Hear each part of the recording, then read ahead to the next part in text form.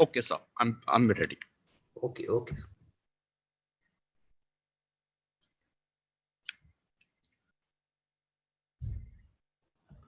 आपण लाईव्ह झालोय sir. Yeah, and then can I start, sir? Dinesh, sir? हा नक्की yes definitely sir. Okay, thank you. Thank you, Dinesh, sir. Good morning to one and all student of Maharashtra. Myself, Prashant Patil, and along with me, my colleague and co-host, Professor Madhuri Titama from Deccan Education Society, Kirtiam Dungarse College, Dadar West, Mumbai. Welcome you all for the virtual classroom of science stream for the subject of physics. But before the starting lecture, I would like to tell thanks to our SART technical team, SART team, Government of Maharashtra, Education Department, and as well as I equally thankful to our parental institute, Deccan Education Society, and the principal of Kirtiam Dungarse College, Dadar West, Mumbai, for giving such nice opportunity for delivering online lectures. My dear student Maharashtra student, I hope you're doing all well in this during COVID situation, pandemic situation of COVID-19. I hope you're taking all precautions and preventing measures for keeping good health. So my dears, let's start today's our job. Let's start today's our lecture. So once again, I would like to welcome you all in this online lecture. My dear student, this is the fourth lecture of mathematical method of physics subject, part 1. So this is the fourth number lecture. Now in this fourth number lecture, we already learn many articles, such as we learn at here in this lecture, we already learn at here about introduction. Then we learn at here about scalar, vector, as well as we learn at here many things, some definitions.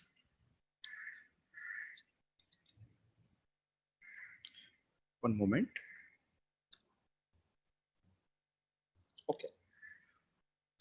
So here, my dears, we already learned at here about introduction, vector analysis, vector operations, a resolution of vector, and in last lecture, we start at a multiplication of vectors. Now, this multiplication of vectors having two types. First is scalar product, which is also called dot product, which we learned in last lecture. And today we want to learn vector product or cross product. What we learned in last lecture about that scalar product? Why it is called dot product? We know that. We already studied at in last lecture. Actually, dot is nothing but the operator. Scalar product. अगर मैं दो vector का product लेता हूं और उसका answer अगर हमें स्केलर मिलता है तो उसे हम कहते हैं scalar product. If you take two vector and if you take its product and if its answer is scalar, then that is nothing but called scalar product. The scalar product or dot product of two non-zero vector is defined as the product of magnitude of this two vector and cosine of the angle between them. If you say carefully toward this vector P having magnitude is P, vector Q having magnitude is Q, and there is nothing but the cosine of the angle between them. This is about that scalar product. We take also some example of that scalar product also. Just like force and displacement. Force and displacement both are vector quantity. And if you take its product, then we get scalar quantity, which is nothing but the work, and hence this force and displacement is a scalar product. Between force and displacement, there is a scalar product. In the same manner about power. If we say carefully toward this power is nothing but the scalar product of force and velocity. Where force is nothing but the vector quantity, velocity is nothing but the vector quantity, and if you take its scalar product, then we get scalar quantity, which one is power.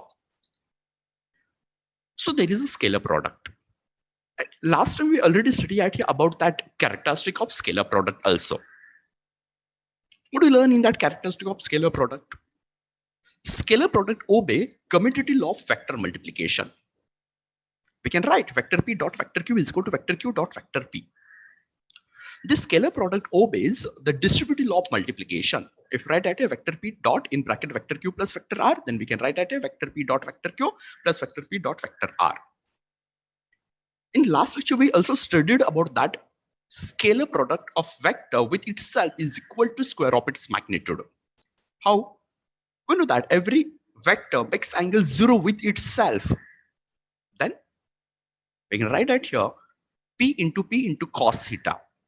Vector p ka magnitude p, vector p ka magnitude p, and there is a cos theta, and the angle of vector p with itself is simply 0. So cos 0 is 1, so we can write that a p square. Now in that scalar product, we also study about that if two vectors are parallel, then its scalar product is equal to the product of magnitude of this two vector. And if suppose these two vectors are anti-parallel to each other, then its scalar product is equal to negative product of magnitude of this two vector. Okay. Now in that scalar product, we also study about that if the two non-zero vector, I say two non-zero vector, this is the most important condition, non-zero vector. If these two non-zero vectors, vector p and vector q, both are perpendicular to them, then the scalar product is 0. That is the most important condition or characteristic of the scalar product. If two non-zero vectors are perpendicular to each other, then its scalar product is equal to 0. उसका alternate statement क्या होगा? अगर दो vector का scalar product 0 आता है तो इसका मतलब वो दोनों क्या होंगे? Perpendicular. Now in last lecture we also study about that scalar product, rectangular unit vectors. I dot I, j dot j, and k dot k is nothing but the 1. I dot I, j dot j, k dot k is nothing but the 1. And if you take at I dot j, it's 0, j dot k is 0, k dot I is nothing but the 0. We also study about that this chart. Look at their chart. I dot I 1, I dot j 0, I dot k 0, j dot I 0, j dot j 1, j dot k 0, k dot I 0, k dot j 0, and k dot k is nothing but the 1. We know rectangular unit vectors. Okay, then in last lecture, we also study about this, the last one characteristic of the scalar product, which is nothing but the scalar product of vectors can be expressed in terms of rectangular component. Rectangular component. अगर मैं यहाँ पे दो vector लेता हूँ, vector p and vector q, तो उसके हमने रेक्टेंगुलर कंपोनेंट लिए थे along x axis, along y axis, and along z axis. So if you take vector p, then its component is nothing but the px unit vector I plus py unit vector j plus pz unit vector k. And if you take vector q, then qxi plus qij plus qzk. And if you take its scalar product, then we can write at here, we can express at here px qx plus py qy plus pz qz. This equation is very important for us in numericals, my dears. Keep it in always mind. If you sincerely read this, it's very easy articles and it's very nice articles. We can, if you understand, then we can easily solve numericals on these articles, my dears. So we already solved this equation. Vector p dot vector q is equal to px qx plus py qy plus pz qz. And last time we also studied at here two numericals. Okay. So my dears, today we are going to learn a new article, which one is nothing but the vector product. Okay, vector product. This is the most important article, vector product. So my dears, let us start new article, which one is vector product. What is vector product? Vector product is also called cross product. So what is in that vector product? What is in that cross product? We like to study at here, my dears. मेरे ख्याल से आपको शायद पता होगा कि अगर suppose मैं दो वेक्टर लेता हूँ, if you take at two vector, just like this vector p and just like this vector q, and if you take its product, and if its answer is vector, अगर उसका answer vector आता है तो उसको हम कहते हैं vector product, या तो उसको हम कहते हैं cross product, where cross is nothing but the operator, nothing more. शायद आपको पता होगा कि अगर मैं दो वेक्टर्स का प्रोडक्ट लेता हूं और उसका आंसर अगर हमें वेक्टर मिलता है तो उसको हम कहते हैं vector product, or it is also called at here cross product. So we want to learn at here this vector product or cross product. This is the most important article, so please concentrate on this article's my dears. First we'll see its definition. Vector product cross product की definition क्या है? Vector product or cross product of two vectors is a vector whose magnitude is equal to the product of magnitude of this two vector and sine of the smaller angle theta between the two vector. And what about its direction? The direction of the product vector is given by u cap, unit vector, which is a unit vector perpendicular to the plane containing of this two containing the two vector and is given by right hand screw. Don't worry, we'll learn one by one. We'll study at here one by one. So please concentrate at here. It's a very easy article. So look at it, you might yes. जरा शांत mind से इसको हम देखते हैं. Now look at toward this. Look at toward here equation. मैंने यहाँ पे दो नॉन जीरो वेक्टर लिए. पहला लिया है वेक्टर पी, दूसरा लिया है वेक्टर क्यू और उनका मैं यहाँ पे वेक्टर प्रोडक्ट लेना चाहता हूँ. अगर मैं इसका वेक्टर प्रोडक्ट लेता हूँ तो उसका हमें आंसर मिलता है थर्ड वेक्टर, एक न्यू वेक्टर मिलता है. यहाँ पे हमें रिजल्टेंट वेक्टर मिलता है vector R. I am taking at here two vector and if you take its cross product or vector product then we get at here third vector. अगर ये थर्ड वेक्टर है, ये रिजल्टेंट वेक्टर है, ये अगर product vector है, ये अगर आंसर है तो वो वेक्टर होने के कारण उसको मैग्नीट्यूड भी होगा एज वेल एज डायरेक्शन होगा. What I'm saying? I say that here we take two vector, vector P and vector Q, and we are taking its cross product. Then we get answer is a third vector. If this is a third vector, if this is a vector, then obviously it's having magnitude as well as direction. अगर ये third vector है, ये third vector को अगर magnitude है और as well as direction है तो उसका मैग्नीट्यूड कितना होगा, उसका डायरेक्शन कौन सा होगा, उसके बारे में हमें यहाँ पे सोचना है. तो look at here first about magnitude. ये जो वेक्टर आर है, इस वेक्टर आर का मैग्नीट्यूड क्या होगा, तो उसका मैग्नीट्यूड होगा P Q sine theta. Its magnitude is nothing but the PQ sin theta. Okay, what is PQ sin theta? If you see carefully toward this, then it is nothing but the product. ये product है, किसका product है?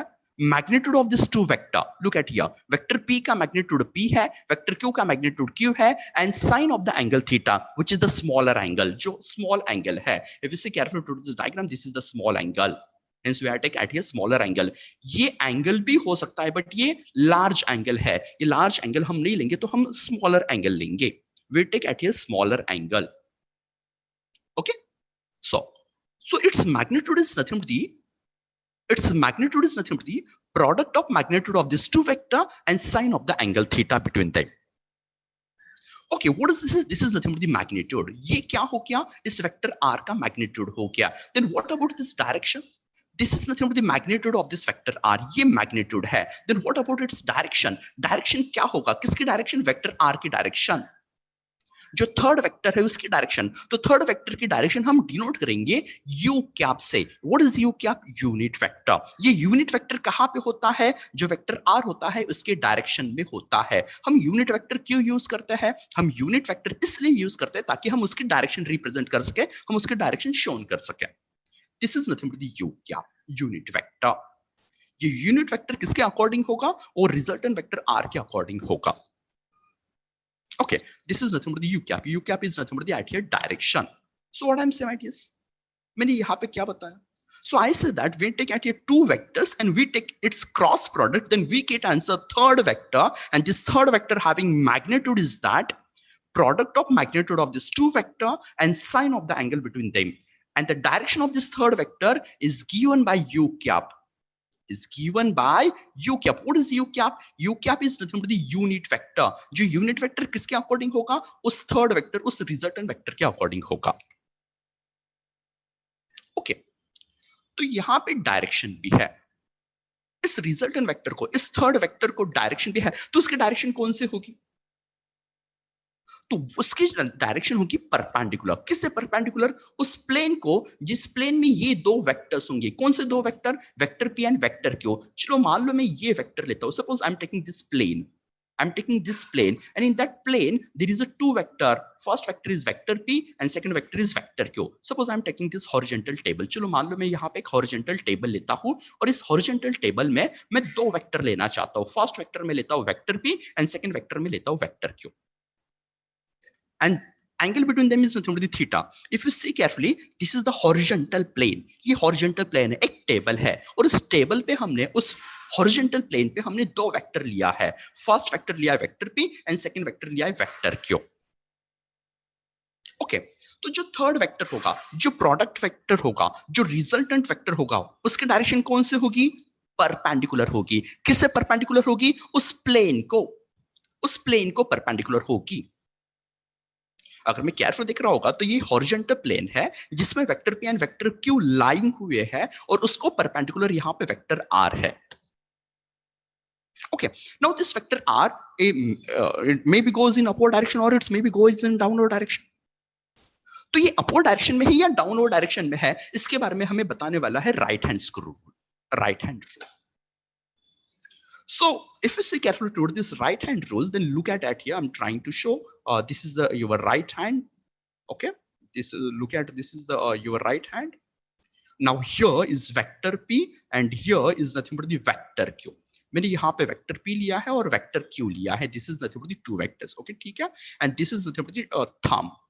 And this is nothing but the vector r. और ये vector r है. Okay.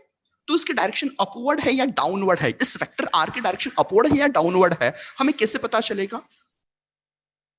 तो हमें उसकी डायरेक्शन पता चलेगा by right hand screw rule. How? Look at here. If you take cross product of vector p cross vector q, अगर मैं क्रॉस प्रोडक्ट लेता हूं, किसका क्रॉस प्रोडक्ट लेता हूं? Vector p and vector q का. तो यहां पे अगर आप केयरफुली देखेंगे तो मैं वेक्टर p से लेके वेक्टर q की तरफ जा रहा हूं, वेक्टर p से लेके vector q. So if you go from vector p to vector q, then thumb is in upward direction. If you take your right hand, अगर आप आपका right hand लेते हैं तो index finger, middle finger, ring finger and little finger. If you curl and if your thumb is taken outward direction, stretched, then you can see here this vector r is in upward direction. अगर मैं यहाँ पे मेरे fingers को palm पे curl कर रहा हूं एंड जो थंब है वो थंब अगर मैं आउटवर्ड डायरेक्शन में ले रहा हूं तो मुझे यहाँ पे दिखाई देगा कि जो थंब है वो थंब अपवर्ड डायरेक्शन में है. So we can say that the resultant vector vector r is in upward direction. तो यहाँ पे मैं राइट हैंड स्क्रू रूल से या तो राइट हैंड रूल से बता सकता हूँ कि ये जो रिजल्टेंट वेक्टर r है ये अपवर्ड डायरेक्शन में होगा. Okay, this is the vector p cross vector q. But suppose if you take vector q cross vector p, then अगर सपोज मैंने vector q cross vector p लिया तो हमें answer मिलता है minus vector r. Why there is minus? Look at here.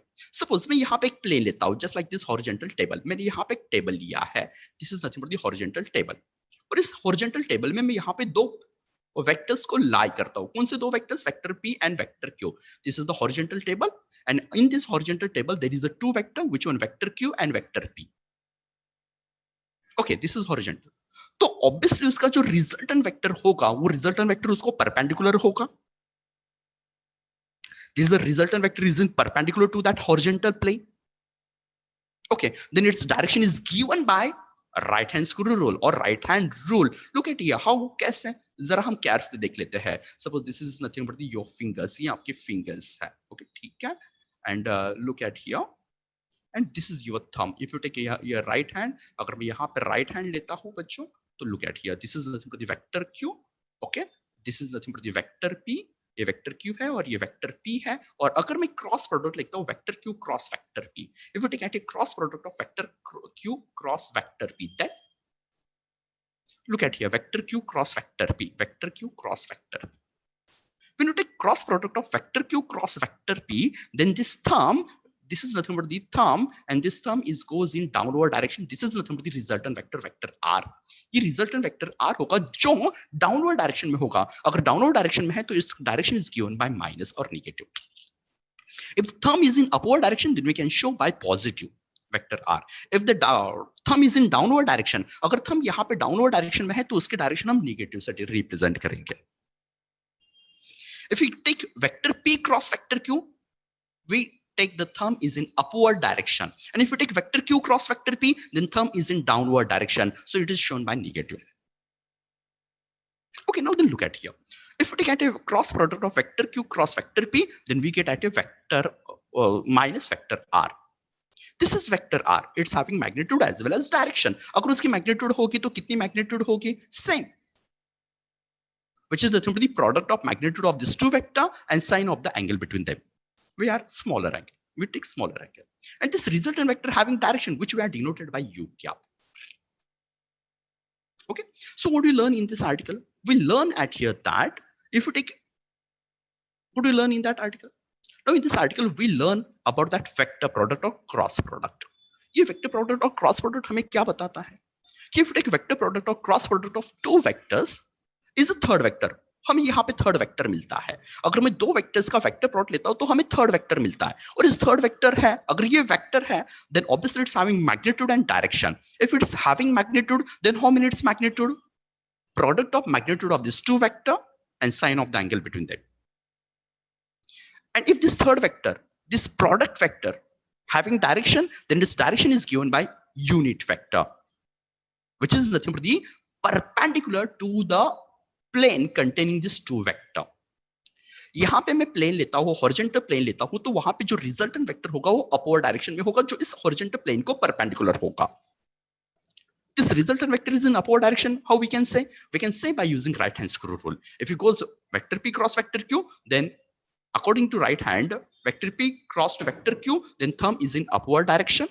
And if you take vector product, vector q cross vector p, then we're starting from vector q and turn toward this vector p, then thumb is in downward direction, then its direction is shown by negative minus r, negative vector r. So we can write that a vector q cross vector p is nothing but the minus vector r, its magnitude is nothing but the qp sine theta, and its direction shown by unit vector u cap, but it is in downward direction. So this is nothing but the vector product or cross product. If you see carefully, my dears, look at here, vector p cross vector q is nothing but the vector r. And if you see carefully, vector q cross vector p, it is minus vector r. Means they are not commutative. यहां पे जो third vector आता है, ये third vector को magnitude के साथ साथ डायरेक्शन भी है. उनका मैग्नीट्यूड तो सेम है, but what about its direction? Its direction are opposite. If it goes vector p to vector q, then vector r is in upward direction. And if you take cross product vector q to vector p, then thumb is in downward direction. Means your resultant vector is in opposite direction. Their magnitude are same. Their magnitude are same, but their direction are opposite. And hence we can say that vector p cross vector q is not commutative, or is it not equal to vector q cross vector q. Now here in vector product we consider magnitude as well as a direction. In vector product we considered magnitude as well as a direction. Okay, so अगर यहाँ पे direction change, अगर यहाँ पे मैं cross product की order change करता हूं तो डायरेक्शन चेंज होगी. Okay, this is about vector product. Now we take some example of this vector product.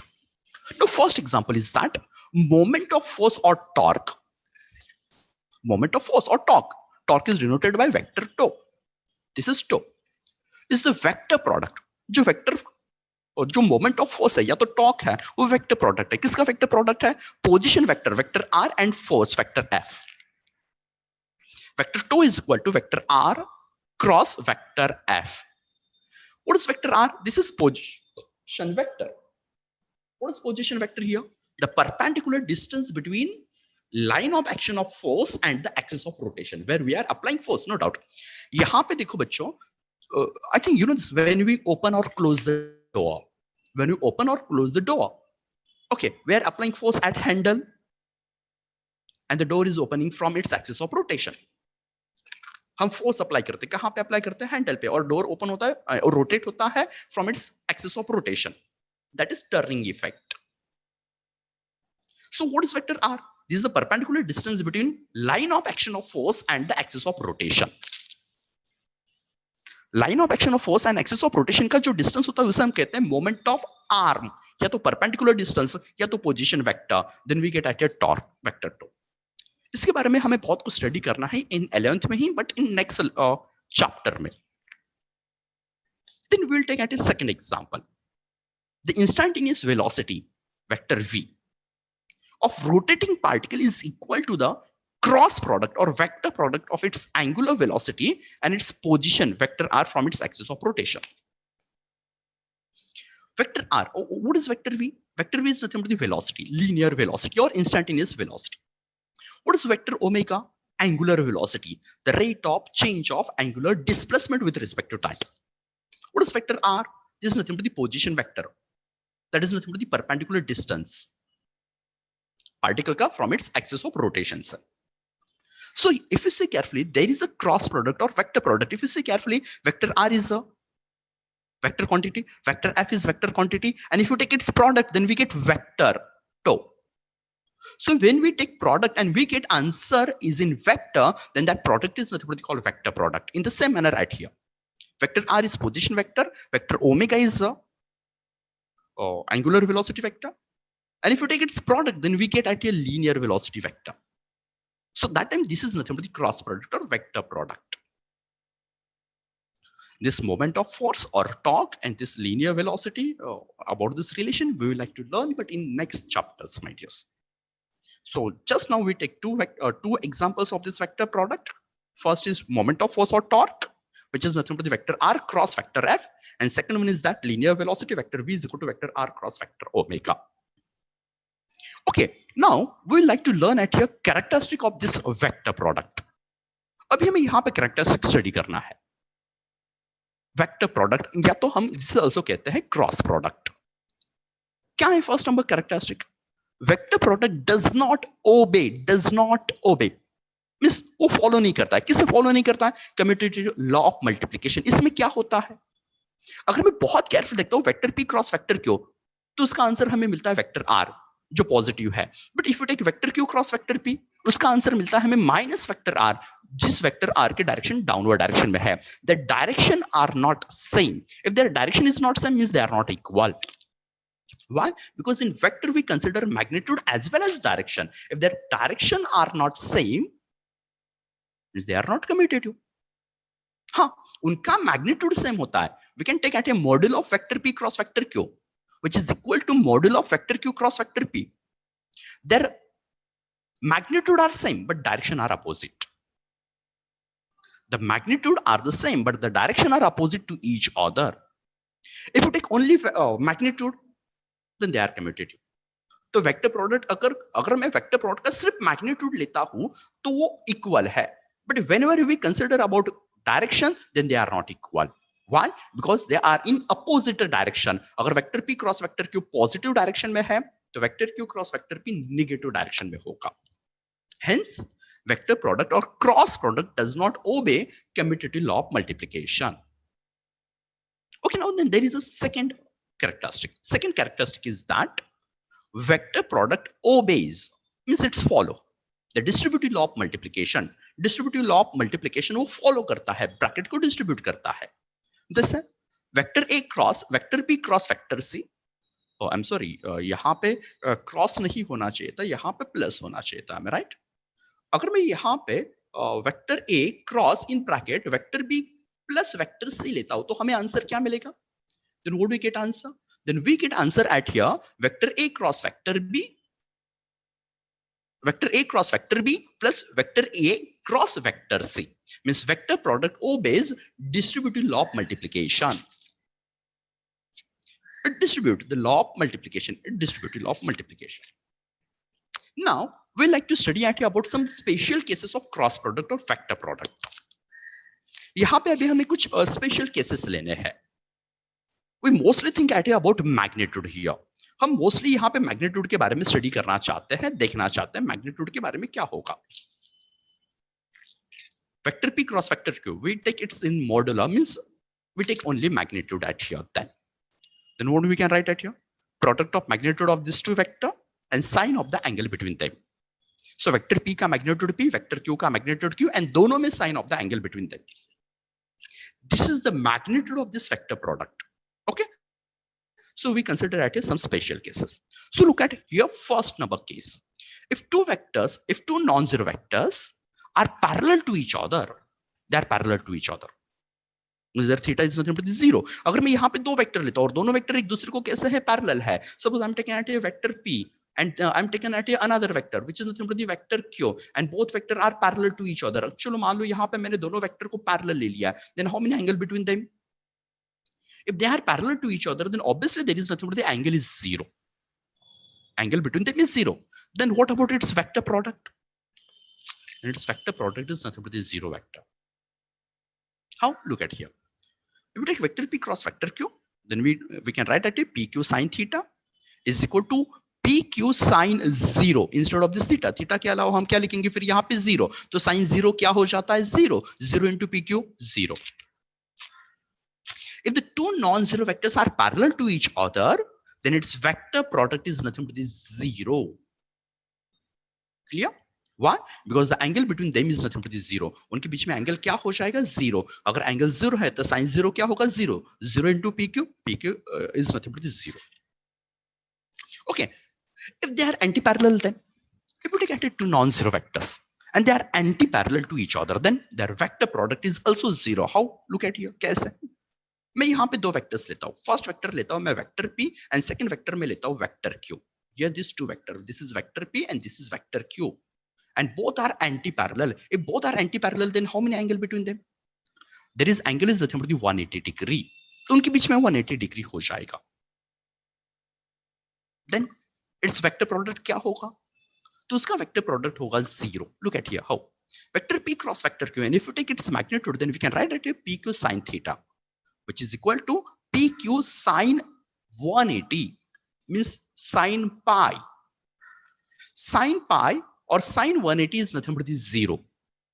0 into PQ is nothing but the 0. So if two non-zero vectors are anti-parallel to each other, then its vector product is 0. Anti-parallel में उनके angle क्या होगा 180. Okay, we'll take third most important special case, my dear. If two non-zero vectors are perpendicular to each other, means how many angle between them? 90. Then the magnitude of their vector product is equal to the product of magnitude of these two vector. How? कैसे? जरा हम उसके भी बारे में हम सोच लेते हैं, देख लेते हैं. So look at here. मैं यहाँ पे दो vectors लेता हूँ. Right now I'm taking two vectors, vector P and vector Q. चलो मान लो ये vector P है and this is nothing but the vector Q, and this both vector is in horizontal plane. ये दोनों vector horizontal plane में है. Please try to understand. This is a चलो मान लो ये horizontal plane है और इस horizontal plane में यहाँ पे vector P and vector Q होगा. तो obviously उसका जो resultant vector होगा वो resultant vector कौन सा होगा? जो उसको perpendicular होगा. This is the perpendicular, which is the vector R. ये वेक्टर R होगा. बराबर बच्चों? According to right hand rule, no doubt. Okay, तो हमें क्या मिलता है फिर यहाँ पे? तो अगर मैं दो वेक्टर्स का वेक्टर प्रोडक्ट लेता हूं और मुझे अगर उसका मैग्नीट्यूड चाहिए तो हम क्या लेंगे फिर? तो हम लेंगे vector P cross vector Q is equal to PQ sin theta. They are nothing but the perpendicular to each other. यहाँ पे vector P and vector Q दोनों परपेंडिकुलर है. Vector P and vector Q is nothing but the perpendicular. Vector P is along x-axis. Vector Q is nothing but the along z-axis. Then here, resultant vector R is nothing but the along y-axis. We can take in such one. So there is nothing but the theta. Theta is nothing but the 90 degrees. Sin 90 is nothing but the 1. Sin 90 अगर आपका 1 होता है तो PQ into 1 क्या होगा PQ? So if these two vectors are perpendicular to each other, then its vector product is nothing but the third vector. तो third vector होता है जो उसको क्या होगा परपेंडिकुलर, और उसका मैग्नीट्यूड क्या होगा product of magnitude of this two vector and sine of the angle between them. How many angle between vector P and vector Q? 90. So PQ sin 90, sin 90 is nothing but the 1, so 1 into PQ is nothing but the PQ. The next characteristic is that if vector P and vector Q both are equal, then so we can write it, if you take its magnitude, vector P cross vector Q, then we can write it vector P cross vector P, which is equal to vector Q cross vector Q, which is nothing but the answer is 0. Why? Because कोई भी vector खुद के साथ कितना angle बनाता है 0, and we know sin 0 is 0. So vector P cross vector P is nothing but the P into sin 0 means 0, then we get answer is 0.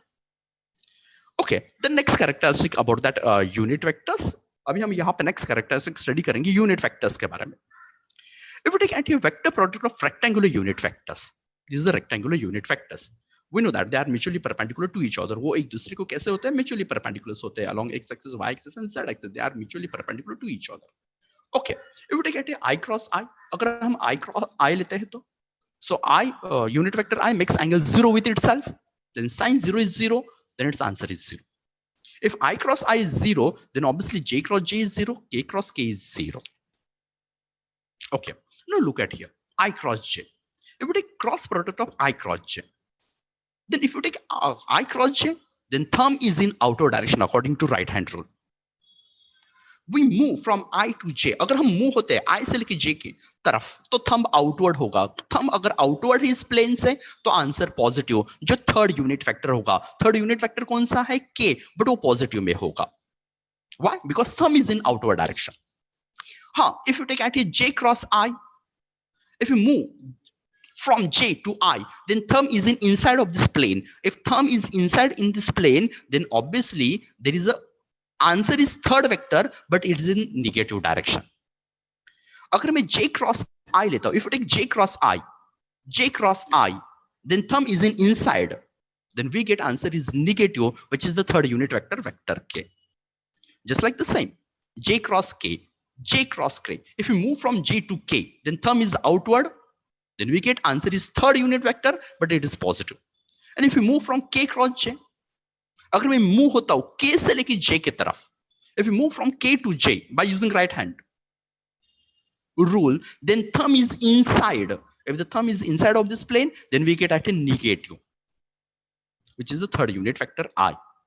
दो unit vector का अगर मैं क्रॉस प्रोडक्ट लेता हूं तो हमें थर्ड यूनिट वेक्टर मिलेगा, but उसकी डायरेक्शन हमें कौन बताएगा? Right hand. If the thumb is outward, it is positive. If the thumb is inward, then it is negative. Okay, if we take at a k cross I, if we move from k cross I, then by using right hand, then thumb is in outward, then we get positive unit vector j. If you take cross product of I cross k, if you see carefully toward this using right hand, if you move from I to k, then thumb is inside, then which is the negative answer. So we can write it I cross k is nothing but the minus j. So we can show it here by using this chart. We can also show by using this right here. This is nothing but the unit vector I, this is nothing but the unit vector j, this is nothing but the unit vector k. अगर हम I j k लेते हैं तो वो use करके हम यहाँ पे ले सकते हैं I j k just like this. So if you move, if the thumb is inside, then answer is third unit vector but negative. If you move, if the thumb is outward, then answer is third unit vector, but it is positive. Okay, so keep it as always mind. I cross I by using right hand rule. If the thumb is outward, it is positive, third unit vector. If the thumb is inward, then it is negative, third unit vector. So I cross I 0, I cross j is unit vector k, I cross k is minus j, j cross I is minus k, j cross j is 0, j cross k is I. In the same manner at here we can write. Okay, we'll take now then next characteristic is that the vector product of two non-zero vector can be written in determinant form. हम किस में लिख सकते हैं? Determinant form में. How we can write at a determinant form? Look at here. I'm take two vectors, vector p and vector q, with its rectangular component. And if you take its vector product, और हम उसका vector product लेते हैं, अगर हम उसका vector product लेंगे तो कैसे लिख पाएंगे फिर? Here px is the magnitude of vector px, qx is the magnitude of vector qx. तो यहाँ पे px and qx magnitude है, तो मैंने लिखा px qx, but unit vector I, and here unit vector I is having direction, so we can write at here unit vector I cross unit vector I cross I, px qx. In the same manner, I cross j py, I cross j px qy plus px unit vector I cross qz unit vector I. So we can write it here I cross k px qz. Okay, in the same manner, what we can write it here? We can write it here about that pyj taking cross product with this bracket. In the same manner, this pzk we take its cross product with this bracket. Then we can write it in such manner. तो हम इस तरीके से लिख सकते हैं. Okay, now we know about that. अभी हमें यहाँ पे हमें कुछ पता है. क्या पता है? अगर हम I cross I, J cross J, K cross K लेते हैं तो क्या होता है? 0. And we know also these values. So we'll try to put up their value. So I cross I 0, 0 into px qx 0. I cross J is nothing but the k into px qy plus I cross k is nothing but the minus j. So we can write it a minus j into px qz. In the same manner, we are put up this value. इस तरीके से हम यहाँ पे अगर हम value put up करते हैं तो हमें क्या मिलता है? तो हमें यहाँ पे इक्वेशंस मिलता है my dears, then we can हमें यहाँ पे आंसर क्या मिलता है जरा उसके भी बारे में हम यहाँ पे सोच लेते हैं। लुक एट हियर, तो vector p cross vector q is equal to 0 plus unit vector k px qy plus unit vector j px qz plus in bracket minus unit vector k py qx plus 0 plus i py qz plus j pz qx plus in bracket minus I pz qy plus 0. Okay, now look at their I. जरा मैं इस I की तरफ देखता हूं. If we take I common, then we can write it here py qz minus I is taken common. What does it mean then? pz qy. In the same manner, if we take j is common, then if we take j common, then pz qx minus px qz. If we take common k, then अगर हम k common लेते हैं तो if we take k is common, then we can write it here px qy minus py qx. If we take I common, then we can write it here py qz minus pz qy. If we take j common, then we can write pz qx minus px qz plus unit vector k common लेते हैं तो px qy minus py qx. And this vector product of these two vectors we can write in determinant form. First we take unit vector ijk, then we take component of first vector, which is vector p. Its component is here px, py, pz along x-axis, y-axis and z-axis respectively. Yes, second vector is vector q. Its component is qx, qy, qz. तो इसे हम कैसे लिखते हैं? Determinant form होता है तो शायद आपको पता होगा, हम जरा देख लेते हैं. अगर मुझे यूनिट वेक्टर i के बारे में लिखना है तो what we can write it here. First हम उसका रो एंड कॉलम को हटा देते हैं. If you remove at a row and column, then what is the meaning there? According to cross कैसे होता है? py qz, look at here, py qz minus pz qy minus pz qy. Look at here. अगर मुझे i चाहिए तो हम यहाँ पे i का रो एंड i का कॉलम हटा देंगे. Then what we can write it here? We can write it py qz minus pz qy. In the same manner about z-axis, इस तरीके से sorry, in the same manner we can write it here about y-axis. अगर हम y-axis के बारे में लिखेंगे तो क्या होगा? y-axis पे कौन होता है? Unit vector j. तो what about that? तो वहां पे हम किस तरीके से लिखेंगे j के बारे में? How we can write it here about j? अगर हमें j के बारे में चाहिए तो हम j का रो एंड j का कॉलम हटा देंगे. Okay, so what is the meaning there? Look at that px, pz, qx, qz. Now here j is in opposite direction. k जरा opposite direction में होता है तो हमें क्रॉस का जरा अपोजिशन में ले जाना होगा. मतलब हमें फर्स्ट लेना होगा pz qx minus px qz. Look at here, pz qx minus px qz. In the same manner about z-axis, in the same manner about that unit vector k. Unit vector k के बारे में हम किस तरीके से लिख सकते हैं फिर? Look at that in determinant form. Determinant के तरफ देखिए जरा, तो हमें क्या, यस यहाँ पे यूनिट वेक्टर k है, उसका रो एंड कॉलम को हटा देंगे. इफ यू रिमूव इस row and column, then what is the meaning there? According cross px qy, look at here px qy minus py qx minus py qx. So here if you see in well manner, so there is nothing but the vector product, and this vector product we can write in determinant form. यहाँ पे जो भी vector product है, ये vector product हमने determinant form में लिखा हुआ है. So in the same, so this is also vector product is characteristic we can write in determinant form. Now the last characteristic of this vector product is that, look at here, this is the last characteristic but important characteristic. So all of you might please concentrate on these articles now. Okay, the magnitude of cross product of two vectors is numerically equal to the area of parallelogram whose adjacent sides represent two vectors. Now here I am taking two vectors, first vector p and second is vector q. And this is there is a small angle between them, is nothing but the theta. And here this vector p and vector q are two adjacent side of this parallelogram. Adjacent side of this parallelogram, vector p and vector q is adjacent side, and there is a small angle theta. Okay, according to that characteristic, the magnitude of vector cross product किसका, इस दो vector का, वो किससे equal है? Numerically किससे equal है? Area. किसका एरिया? इस पैरेललोग्राम का, जिस पैरेललोग्राम की दो एडजेसेंट साइड टू वेक्टर्स है. So if you take at your vector p is OA, vector q is nothing but the vector OB. Your vector p and vector q, there is a small angle theta. Now from point B, if we draw perpendicular, now from point B, we draw perpendicular on this OA line, which is meet at the D. हमने perpendicular draw किया है. Okay, so we know about area of parallelogram. Area of parallelogram, its formula is base into height. Here base is nothing but the OA, and if you say carefully height is nothing but the BD. So you can write that a base into height. Base is nothing but the OA and height is nothing but the BD. Now try to focus toward this BD. Now we take triangle OBD.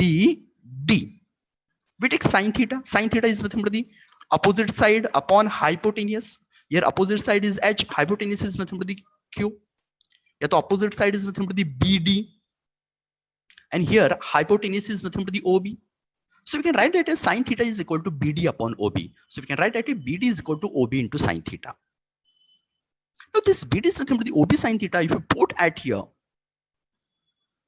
BD is equal to OB sine theta, then what do we get? Area of parallelogram is equal to OA into this OB into sine theta. So OA is nothing but the P, OB is nothing but the Q into sine theta. But this is nothing but the magnitude of this vector product, vector P cross vector Q. So this is the magnitude of vector product, which is nothing but the area of parallelogram. So this is the characteristic is that the magnitude of cross product or vector product of two vector is numerically equal to किस equal होता है? Magnitude of vector product. Okay, so now this is the vector products. We take a vector definition and a vector product characteristic. Now at one glance we take a distinguish between scalar product and vector product. Scalar product में क्या होता है? What about its magnitude? Scalar में तो magnitude ही होता है. The product of magnitude of this two vector and cosine of the angle between them. What about vector product? उसका magnitude क्या होता है? Product of magnitude of this two vector and sine of the angle between them. Then second, there is a distinguishes that scalar product has no direction. Vector product having direction, but which is the perpendicular to the plane containing this two vector. और उसके direction हमें कौन बताएगा? Right hand rule बताएगा. Scalar product obey commutative law of multiplication. Why? Because there is only magnitude, hence it's obey. This vector product does not obey commutative law. Why? Because there is a direction is also important. Their direction are opposite. Now, if you see carefully toward the scalar product, then scalar product, if you take two vectors and they are mutually perpendicular, then its scalar product is zero. So उसका scalar product क्या हो जाएगा? Zero होगा.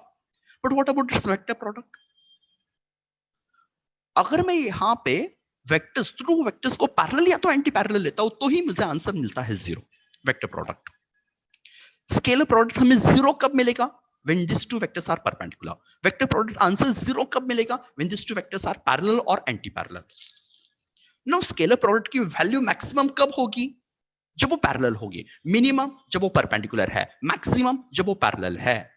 And what about this vector product? The magnitude is maximum when two vectors are perpendicular to each other. अगर मैं दो vectors को parallel और एंटी पैरेलल लेता हूं तो वेक्टर प्रोडक्ट हमें जीरो मिलता है. बट अगर मैं उनको परपेंडिकुलर लेता हूं तो उसकी वैल्यू हमें उसका जो वैल्यू है मैग्नीट्यूड जो होगा वो मैक्सिमम होगा, जो स्केलर प्रोडक्ट से कंप्लीटली डिफरेंट है. Now the last one is that the self dot product of a vector is equal to square of its magnitude. अगर मैं कोई भी वेक्टर का सेल्फ डॉट प्रोडक्ट लेता हूं तो उसका आंसर हमें क्या मिलता है? स्क्वायर. किसका स्क्वायर? उसका मैग्नीट्यूड से. बट अगर मैं सेल्फ क्रॉस प्रोडक्ट लेता हूं तो उसका आंसर मिलता है zero. Okay, so this is the distinction between these two vectors.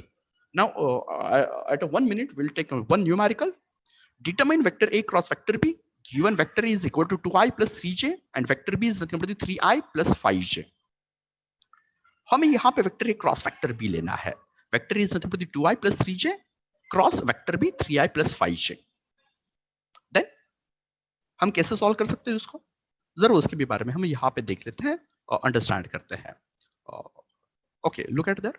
जरा शांत माइंड से देखेंगे उसको तो हम इजीली उसको न्यूमेरिकल सॉल्व कर सकते हैं.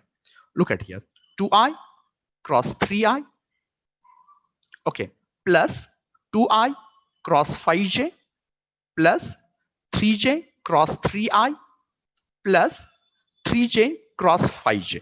हमने क्या किया पता चला? 2i को पहले 3i से मल्टीप्लाई किया, देन 2i को हमने 5j से मल्टीप्लाई किया, देन हमने 3j का क्रॉस प्रोडक्ट 3i से लिया, देन 3j का क्रॉस प्रोडक्ट हमने 3j से लिया.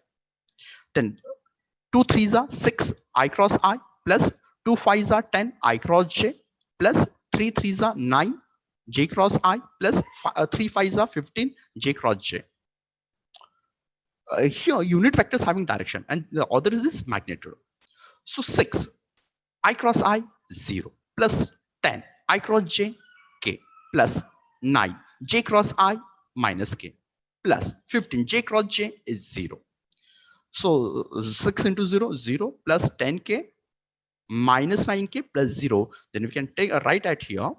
This is for the vector A cross vector B. 10k minus 9k means 1k is remaining. In the same manner, we can solve out here this next numerical, which is nothing but the vector v1 is equal to 2i plus 3j minus k, and vector v2 is equal to I plus 2j minus 3k. Okay, तो हमें यहाँ पे vector product determine करना है. यहाँ पे हम जरा उसके कंपोनेंट लेते हैं. 2i का 2, 3 minus 1, v2 1, 2 and minus 3. Then according to vector product हम किस तरीके से लिखते हैं. अगर हमें i चाहिए तो 3 into minus 3 minus minus 1 into 2, plus अगर j के बारे में चाहिए तो minus 1 into minus minus 1 into 1 minus 2 into minus 3. अगर हमें k के बारे में चाहिए तो 2 into 2 minus 3 into 1. So if you see carefully, I 3 into minus 3 minus 9, minus 1 into 2 minus 2, minus minus minus plus plus 2, plus j minus 1 plus 6 plus k 4 minus 3. And if you see carefully, my dears, then we get answer is nothing but the minus 7i plus 5j plus k. So my dears, here we study about that vector product. हमने यहाँ पे vector product के बारे में देखा है, cross product के बारे में देखा है, and as well as we take at distinguish between vector product and cross product. So right now I would like to stop at here because time limit is there. So I would like to stop my sharing, and I would like to move toward this SCRT team. So Mr. Dinesh sir, Dinesh sir, Dinesh sir.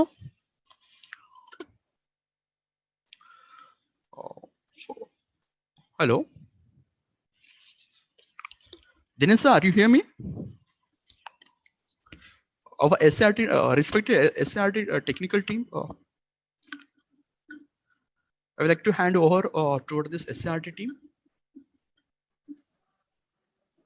तुम्ही live करा.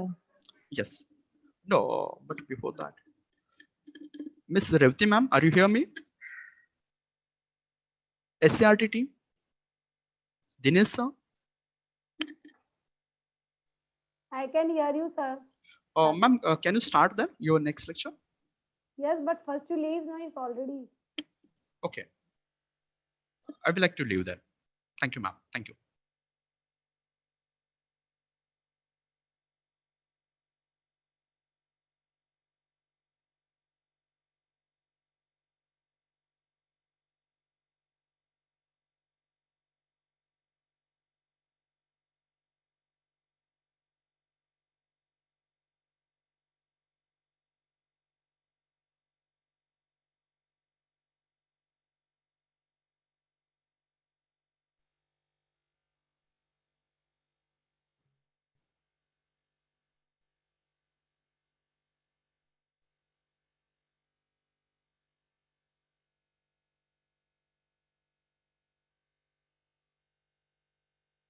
Hello.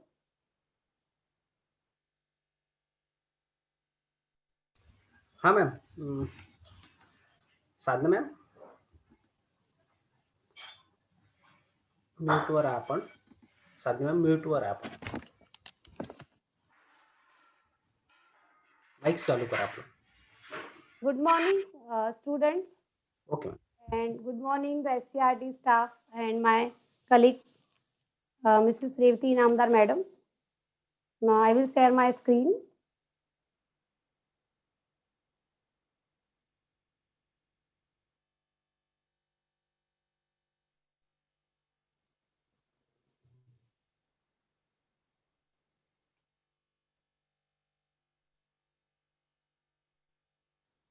Visible?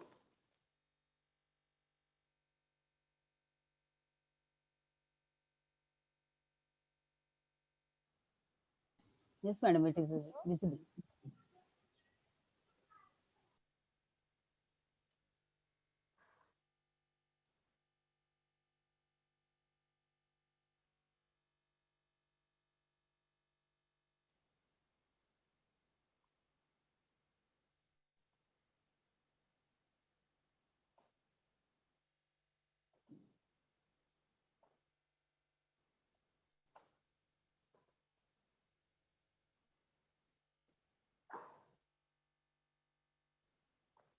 So, dear student, myself is Sadhna Upadhyay from Deccan Education Society's Kirti College, Mumbai. Now, as we are learning nowadays online, you already learned about the systematic classification of animals. So, you already learned in that only in the same series. We're going to move further now. We're going to study the next chapter. That is the chapter 10. That is about the animal tissue. In earlier classes, in the school also, you learned about this animal tissue. It's very familiar with you. You can see the image. Here some part of our body is shown and it's composed of different tissues. So here we're going to study in little bit more detail. Now, when we talk about tissue, but very first basic unit of life, that is a cell. Isn't it? Cell is a very basic unit. That is a biological unit of all living organisms. So we can define cell is defined as the basic structural and functional unit of all living organisms. Now we know amoeba is the first organism we learnt which is made up of a single cell. Even though it is a single cell, it performs all life activities, isn't it? And on the contrast to, as the life is evolved on the earth, many organisms we learned. You already learned the classification, 5 kingdom classification also you learned. How the unicellular, then multicellular, then again in the multicellular, different germ layers are formed, then advanced and advanced like that, organism is go on becoming advanced. And human being is a most advanced organism. Now, so when we compare, amoeba is just made up of single cell, whereas human body is made up of nearly 100 trillion cells of about 200 types. Now, so what happens when the organism is formed? When the cells are there, unicellular to multicellular, first they form a group, isn't it? And that one is called a tissue. So what is that? A tissue, how we can define a tissue? What is tissue now? A group of cells having same embryonic origin, structure and function is called tissue. This is a very simple diagram, just show the difference between the cell and an animal tissue. Here in the very first side, you can see animal cell. We already know about the animal cell, what the animal cell have. Animal cell having the nucleus, then endoplasmic reticulum, Golgi complex, then they having a mitochondria. All these organelles are there. All these organelles, they are present in a cell, and when like this type of many cells, they unite and they form different tissues. So here we find connective tissue will be there, epithelial tissues are there, muscular tissues are there, nervous tissue is there. So this how the organism is developed from single cell to multicellular. Now you must have heard about the stem cells. Nowadays, every day in the newspaper, in the TV, find a news about the stem cell. Many techniques are developed in the as the biology is advanced. Many techniques are developed on the basis of that from the stem cell, where actually in the stem cell stage, here all cells are similar, and each cell have a potential. They have an ability to develop into a full organ. So very first, suppose the neuron cells are there, they develop into a brain. They can form. Then here the cells are there. Some cells will be enterocytes. They can form the intestine. Then hepatocyte cell, they can grow a part of a liver. Cardiac cell, which form the heart. Osteocyte, which form a bones. So at very early stage, what we can say, the cells, all cells are similar, and that each cell have the ability to develop in like this type of the organs. Now here, organisms, whether they are unicellular or multicellular, but regardless of it, life always starts with a single cell. Even when we can talk about a multicellular, in our case, suppose in the human being, at the time of fertilization, there are two gametes are there, sperm and ova. They fertilize, fertilization takes place and they form a single cell that is called zygote. And that zygote further undergo the cell division and then they develop into a fetus.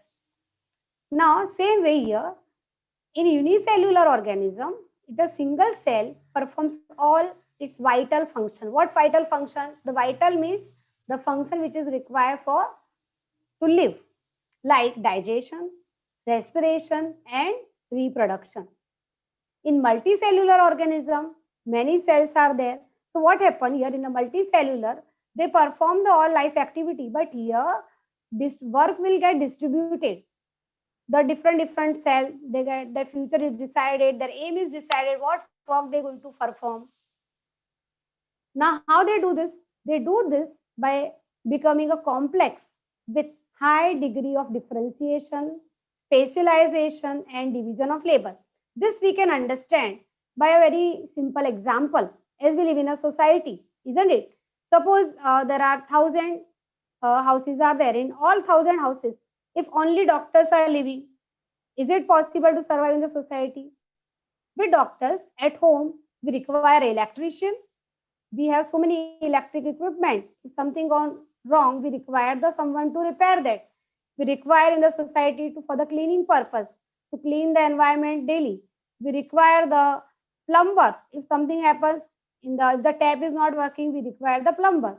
If suppose the fridge is not working, we require the electrical engineer, isn't it? If computers are not working, we require the computer engineer. So like that, in the engineers also many type of engineers will be required. Doctors also different types of the doctors will be there. So in the society, as each and every individual is same, all are human beings, but they all have a different duties. They all coordinate and work together. Then only the society will run properly. Same way, in our body, there are different systems are there. Suppose the nervous system is there, reproductive system is there, circulatory system is there. All these systems, they work, but they work with coordination. Then the full organism body will work. So this, they do this by becoming a complex with high degree of differentiation. The cell get differentiated. Their future is decided, their aim is decided, what type of tissues they're going to form, whether they're going to form a brain, whether they're going to form a liver, whether they're going to form a kidney, like that. So they become specialized. They in their particular field, they become specialized. Like the doctors. Now all doctors, they have a basic knowledge, but even after MBBS, they go for the MS, they go for the MD, they become the super specialist. Some may be the super specialist in the spinal surgery, some may be the specialized in the gynecological surgery, some may be the different field they have. Some are the ophthalmologists, so they become the specialized. Same way the cells also become specialized in our body. They perform the very specific function. Some maybe produces the carbohydrates, some cell may produces the what we can say enzymes, some may produces the hormones. They have a different secretions, so they become very specialized and their role will be decided. So that is called division of labor. Now here, how that all is possible? That is due to the level of organization. So how that level of organization takes place in our body? Very first, as the life is originated, we know there is a subatomic particles are there.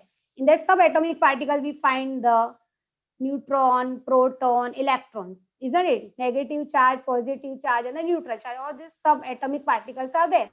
Those subatomic particles form the atoms, and these different atoms, they form the molecules. Like as the carbohydrate is there, protein is there, water is there, oxygen is there, carbon dioxide is there. Like this, many molecules will form. And these molecules, they unite together and they form the macromolecule.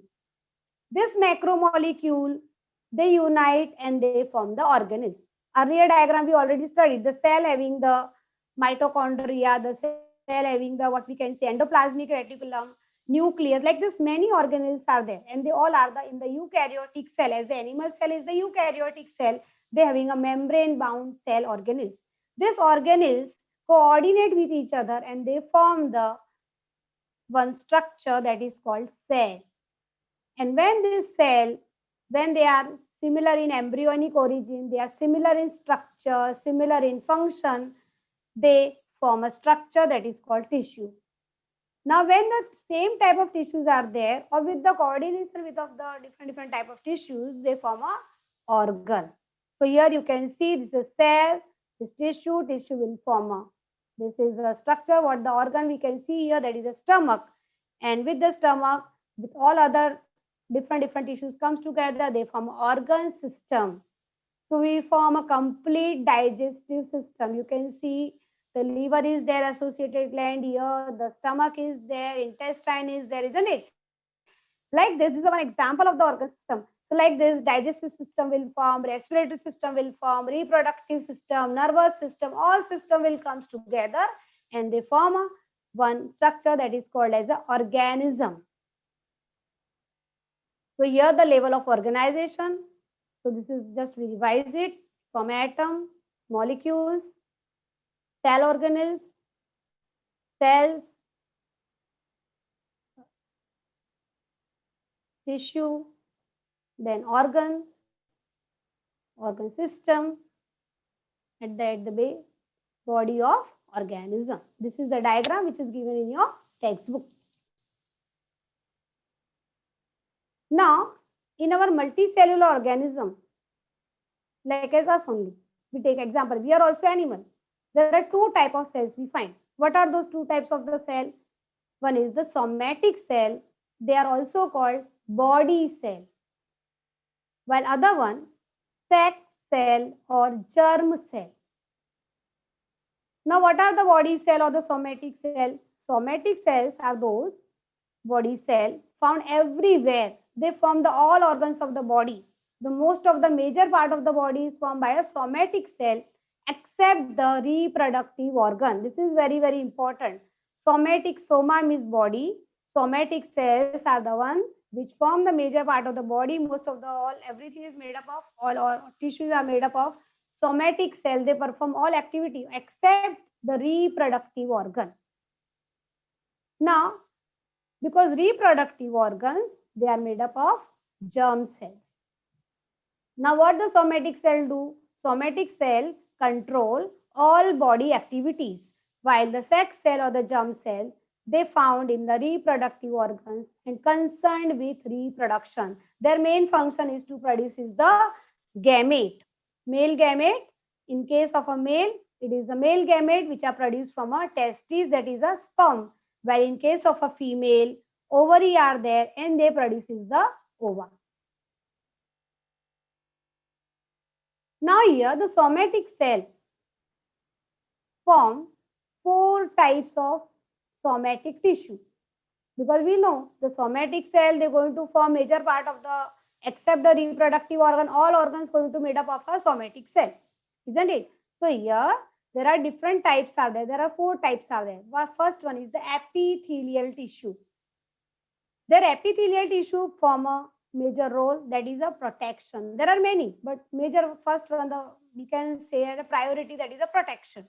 Like our skin, our full body is covered by skin, so it protects from the external environment.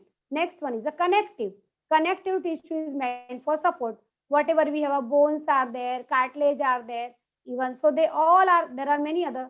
So many a place they are present. They helps to connect the, what we can say, one bone to other, one muscles to other muscular bundles. So they are help for supporting. While third one is, we can say it is a muscular tissue. Muscular tissue means muscles, isn't it?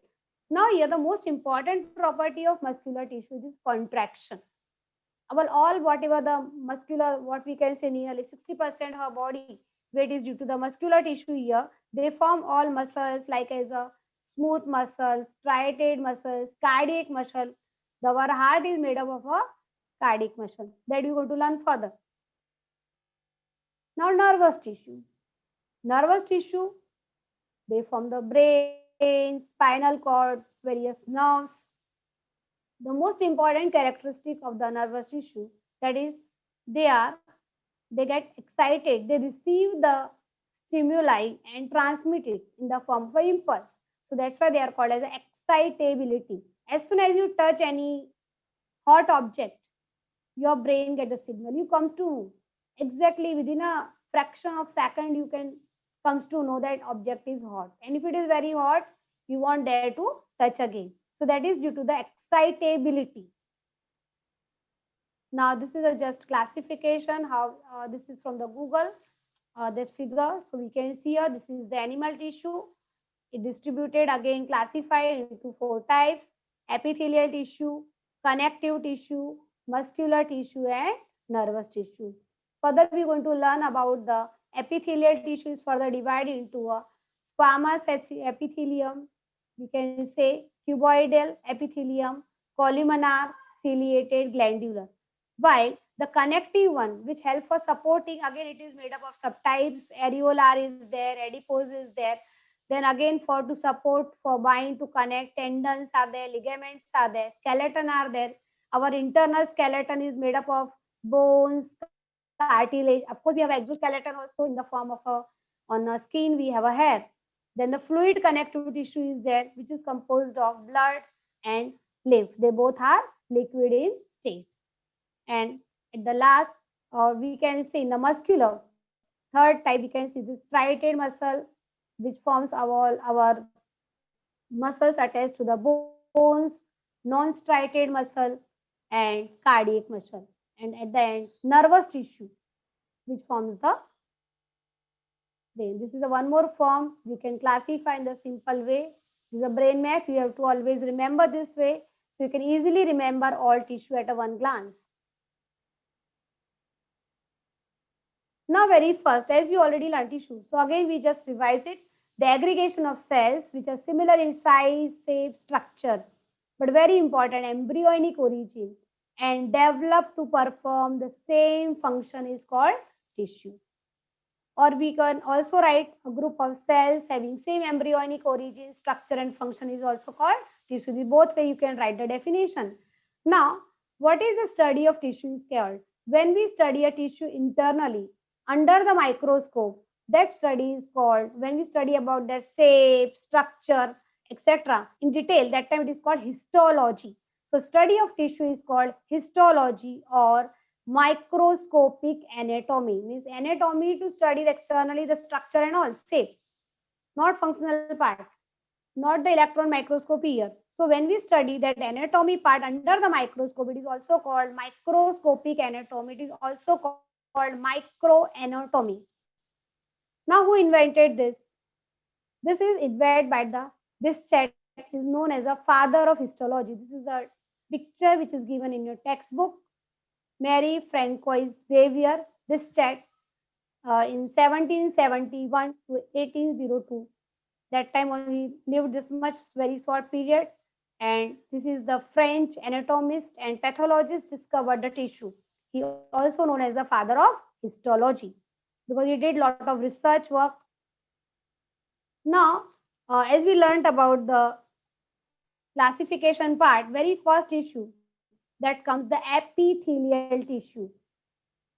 Now, epithelial tissue, or in the we can say epithelium. What is that epithelium?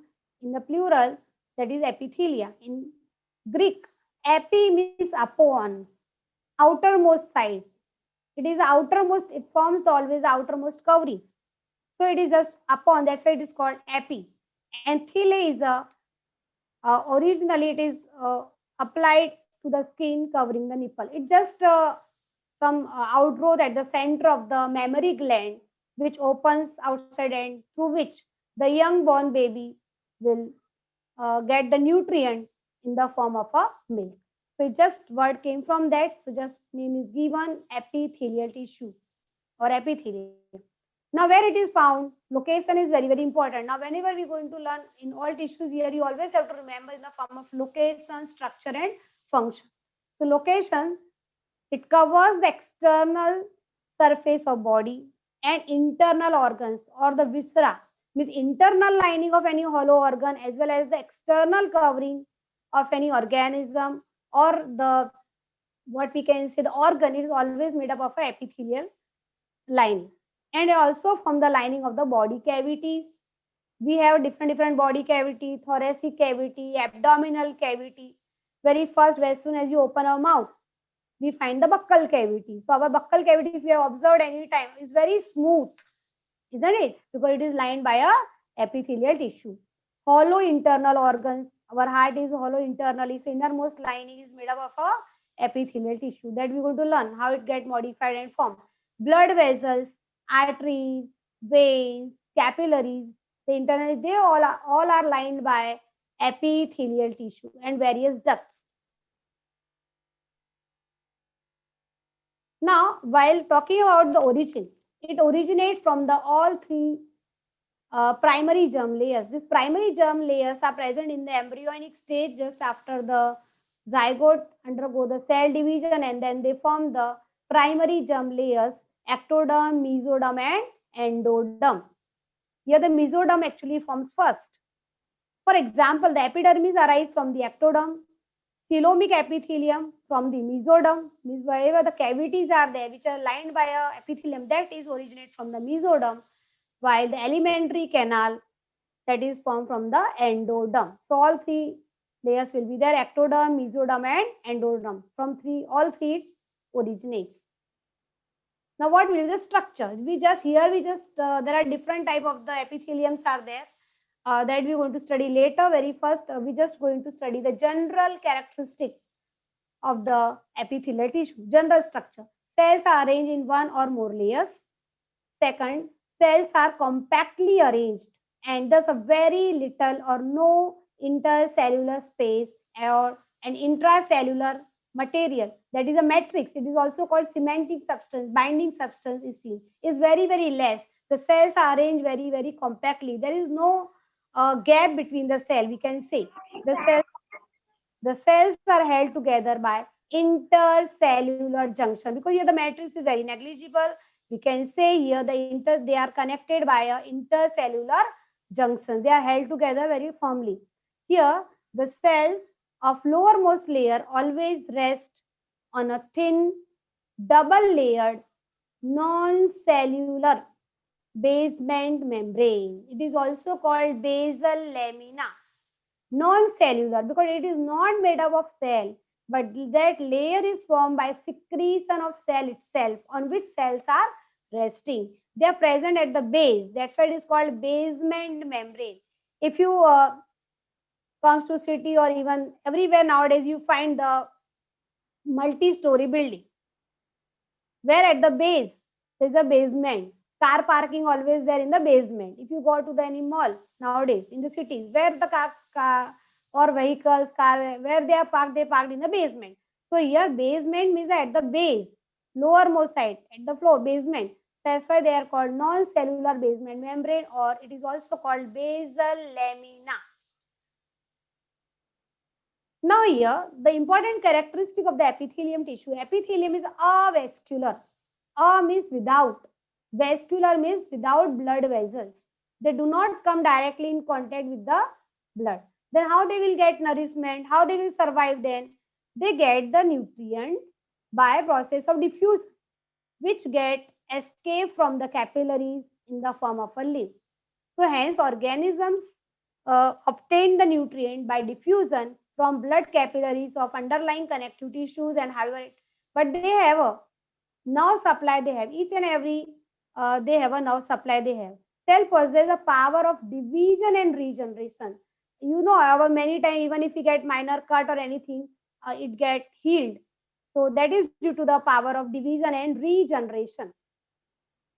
We're going to learn the functional part. The very first function, that is a protection. It covers and protects the underlying tissues from mechanical injuries, harmful chemicals, entry of germs. It do not allow any infection, any pathogens to enter so easily, and drying up. It prevents the desiccation of body cell internally. Second important function, formation of exoskeleton. It forms the scales. In case of the fish, you know, they form the outermost skin. They having a covering that is called scale, which prevent the entry of water inside the body. Feathers, In case of birds, it is feathers. In case of mammals, it is heads. Then some birds, they have claws, nails, horns, and hoofs. These are the different exoskeleton are present in the different organisms. Now secretion. It is secretory in nature. It gives rise to glands which secrete the mucus, gastric juices, etc. In case of the stomach, internal lining is lined by this epithelium. We learned that time there are different glands are there, glandular cells are there. They secrete the gastric juices. While in case of a mouth, we having the mucus, the sticky substance secreted, that is called mucus. Even the mucus cells are present in the stomach, intestine also.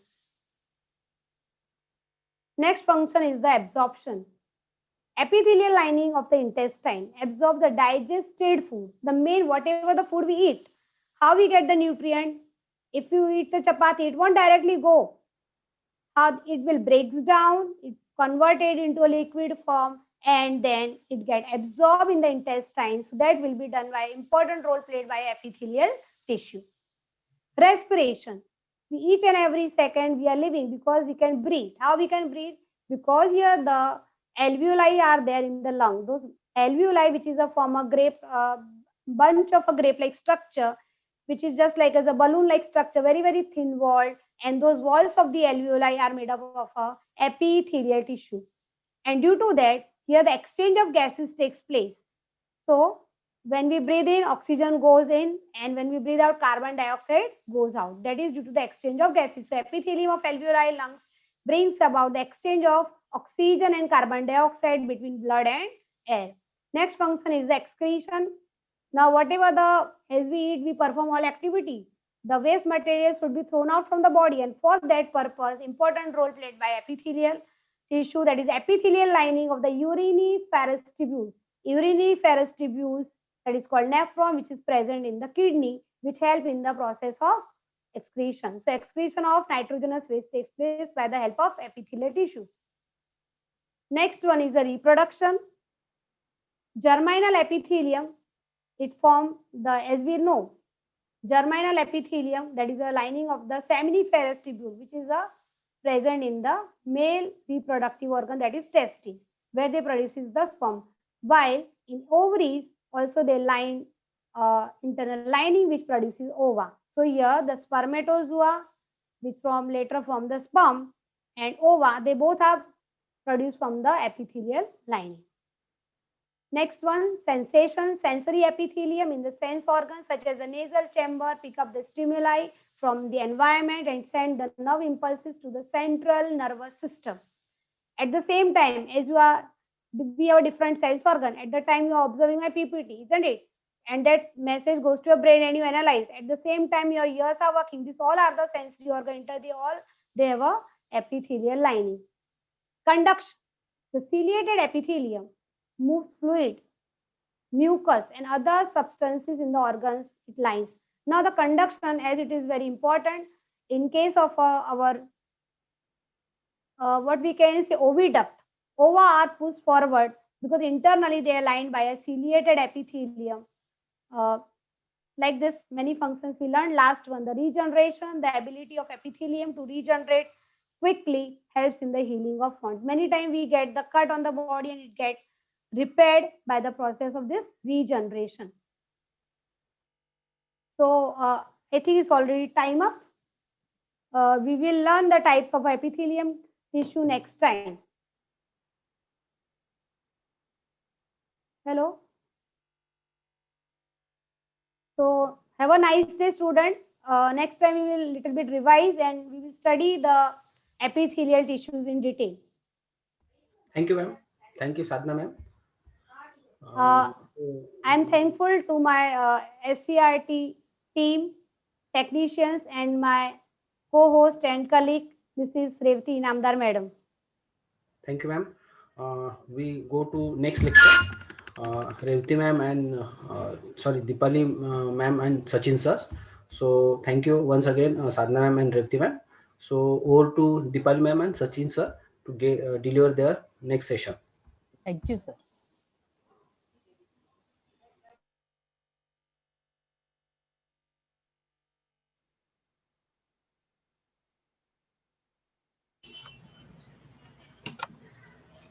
Hello. हां sir, आवाज येतोय? Yes, ma'am. हां. You are audible. Okay, thank you. Okay, start केले चालेल ना? नक्कीच. हां.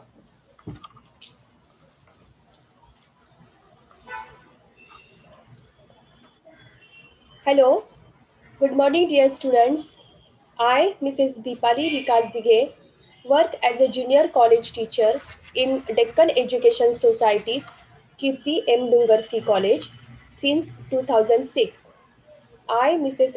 Deepali Dige, along with my co-host, Mr. Sachin Shingade sir, welcome you all for this online education platform for science stream subject mathematics and statistics. We are very fortunate in this pandemic situation also that we are able to reach out 11 standard students of Maharashtra with the help of this virtual classroom platform. I am very much grateful to Education Department, Government of Maharashtra, SCERT, its technical team for providing us with this online teaching platform to reach out the students. I am equally thankful to our parental institute, Deccan Education Society, and Kirti College authorities for providing this opportunity to us. For 11th standard science student, this is a second session of Mathematics Book 1, Chapter 2, Trigonometry Part 1. So let us start our session for Trigonometry Part 1.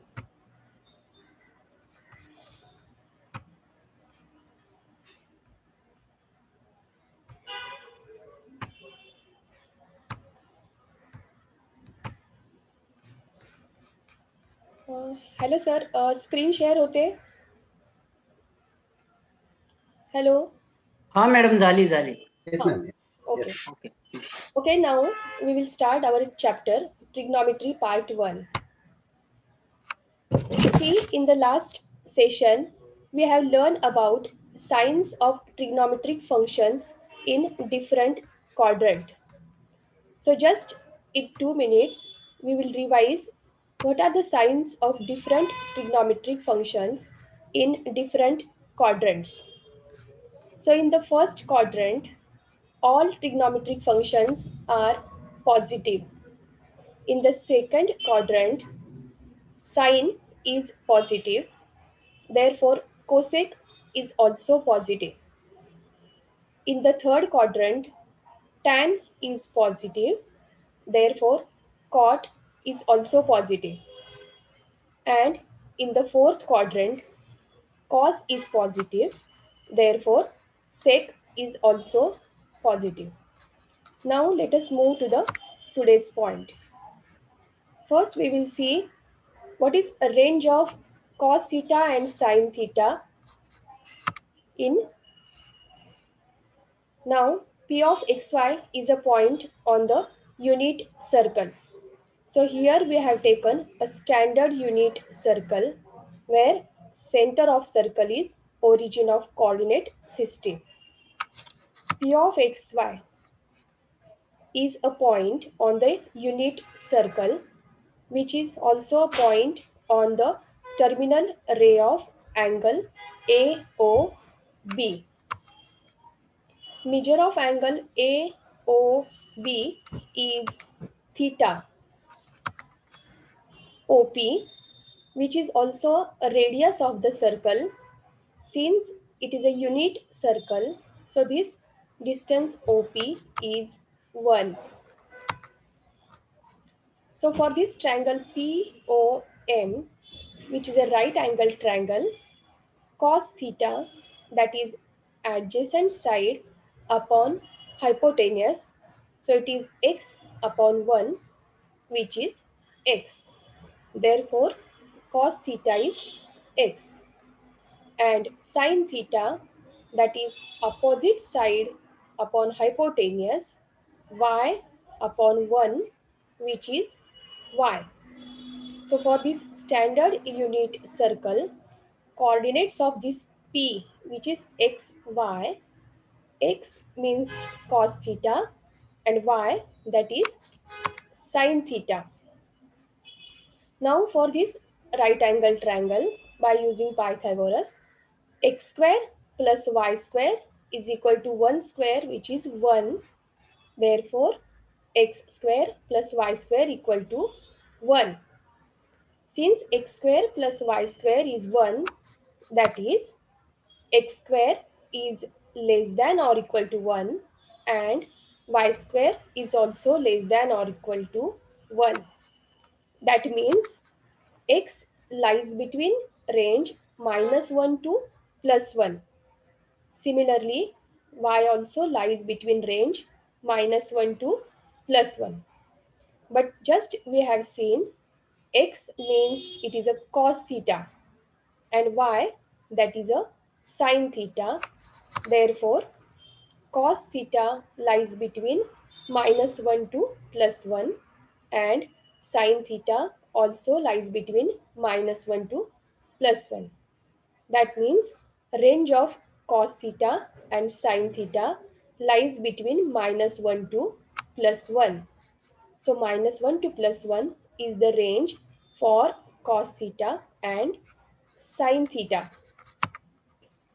Now we will see trigonometric functions of specific angles.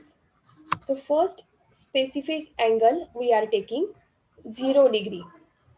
So what are the values of trigonometric functions for this 0 degree? See, for that we are taking angle 0 degree, measure of angle XOP 0, XOP, angle 0 degree, that means initial ray and terminal ray both are coincide. So its terminal arm intersects unit circle in P of 1, 0. Coordinates of this P is 1, 0 because it is a unit circle and point P is on x-axis. So its y coordinate is 0 and x coordinate is 1 because it is a unit circle. So radius is also 1. Therefore, coordinates of P 1, 0. So x coordinate is 1 and y coordinate 0. So P of xy we have seen in standard unit circle. X means cos theta and y means sine theta. And for this case 0 degree, coordinates of this P xy, that is 1, 0, and angle theta we have taken measure 0 degree. So P of 1, 0 means it is P of cos 0 degree and sine 0 degree. But sine theta, that is a y coordinate, cos theta x coordinate, and tan theta, that means sine theta upon cos theta. Sine theta is y and cos theta is x. So just comparing, we are getting sine 0 degree y coordinate, which is 0. So sine 0 degree is 0, cos 0 degree is 1, and tan 0 degree, that is y upon x, which is 0.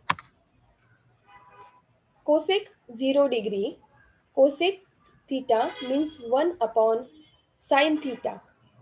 Theta is 0 degree for this case and sine 0 degree is 0. So cosec 0 degree is 1 upon 0, which is undefined form.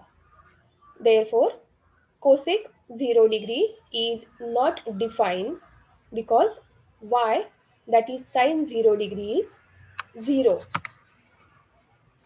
Sec 0 degree, sec theta means 1 upon cos theta and cos 0 degree is 1. Therefore, sec 0 degree is also 1 and last trigonometric function, which is cot 0 degree. Cot theta means cos theta upon sin theta, but cos 0 degree 1 and sin 0 degree, which is 0. So again 1 upon 0, which is undefined form. Therefore, cot 0 degree is not defined. So these are the trigonometric function values for 0 degree. Next, we are going to see trigonometric functions for 90 degree. For that, we are taking an angle of measure 90 degree. Let measure of angle XOP 90 degree. For this angle, OX is initial arm and OP is terminal arm. This terminal arm OP intersects unit circle in the point P, whose coordinates are 0, 1. X coordinate is 0 because P is a point on y-axis, and y coordinate is 1 because it is a unit circle which has that is a radius 1 unit, and OP is radius of circle, so y coordinate is 1.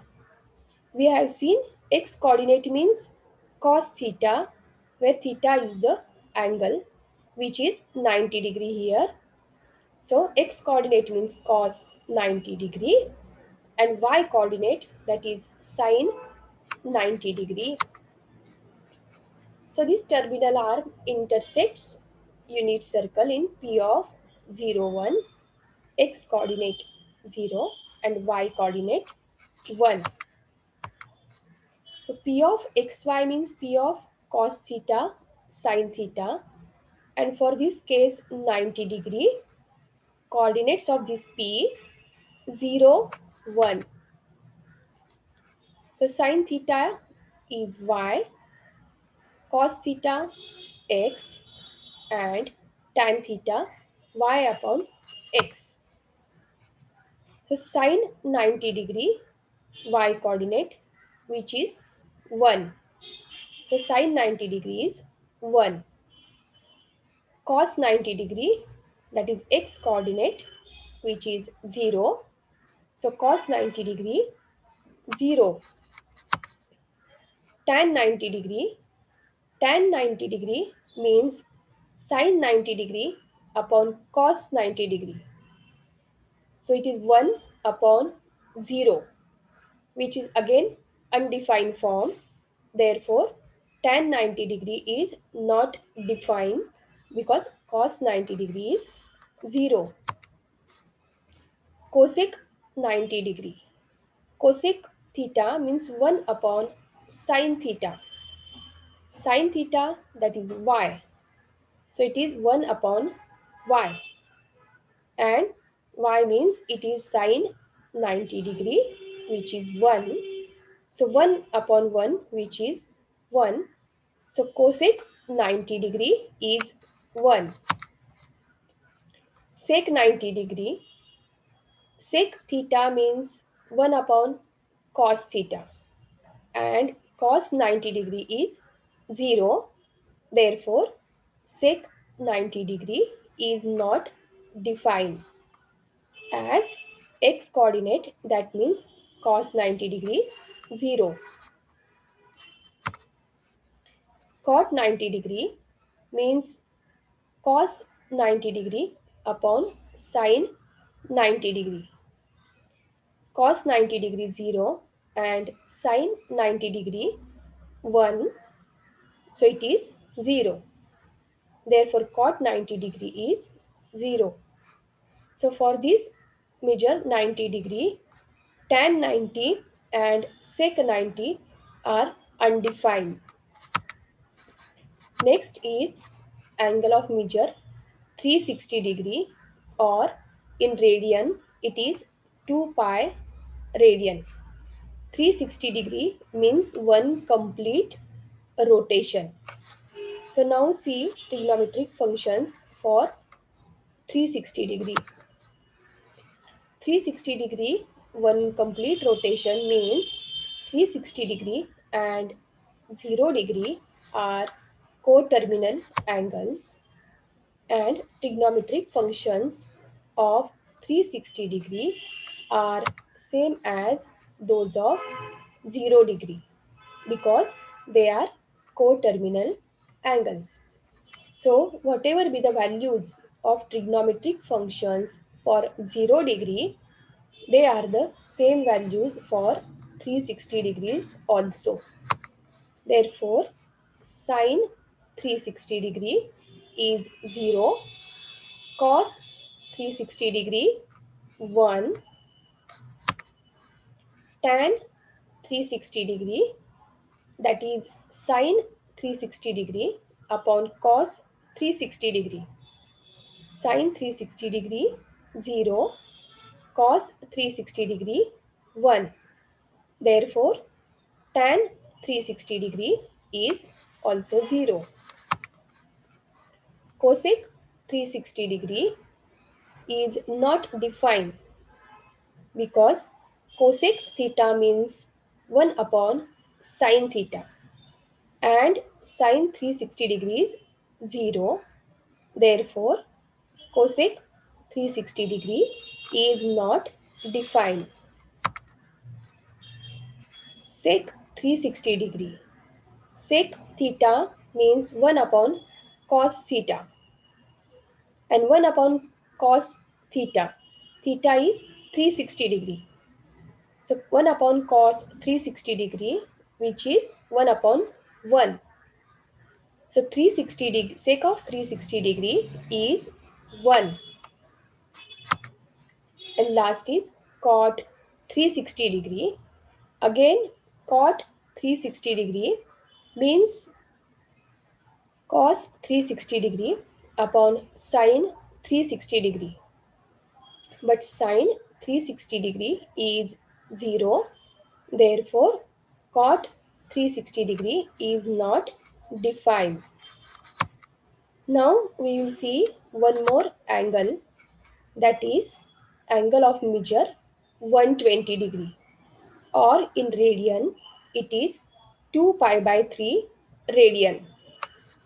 So what are the functions for this angle of measure 120 degree? For that we are taking measure of angle XOB 120 degree. That means by taking this OX as a initial arm, take an angle of 120 degree.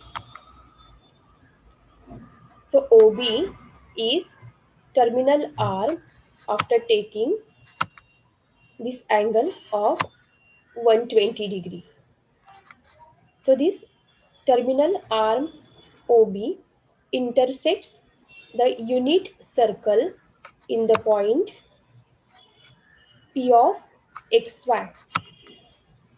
Now we are taking a perpendicular from this P of XY on this X axis. So this is the perpendicular from this P on X axis. That perpendicular is PQ. So it is a right angle triangle at Q, and this angle POQ is 60 degree.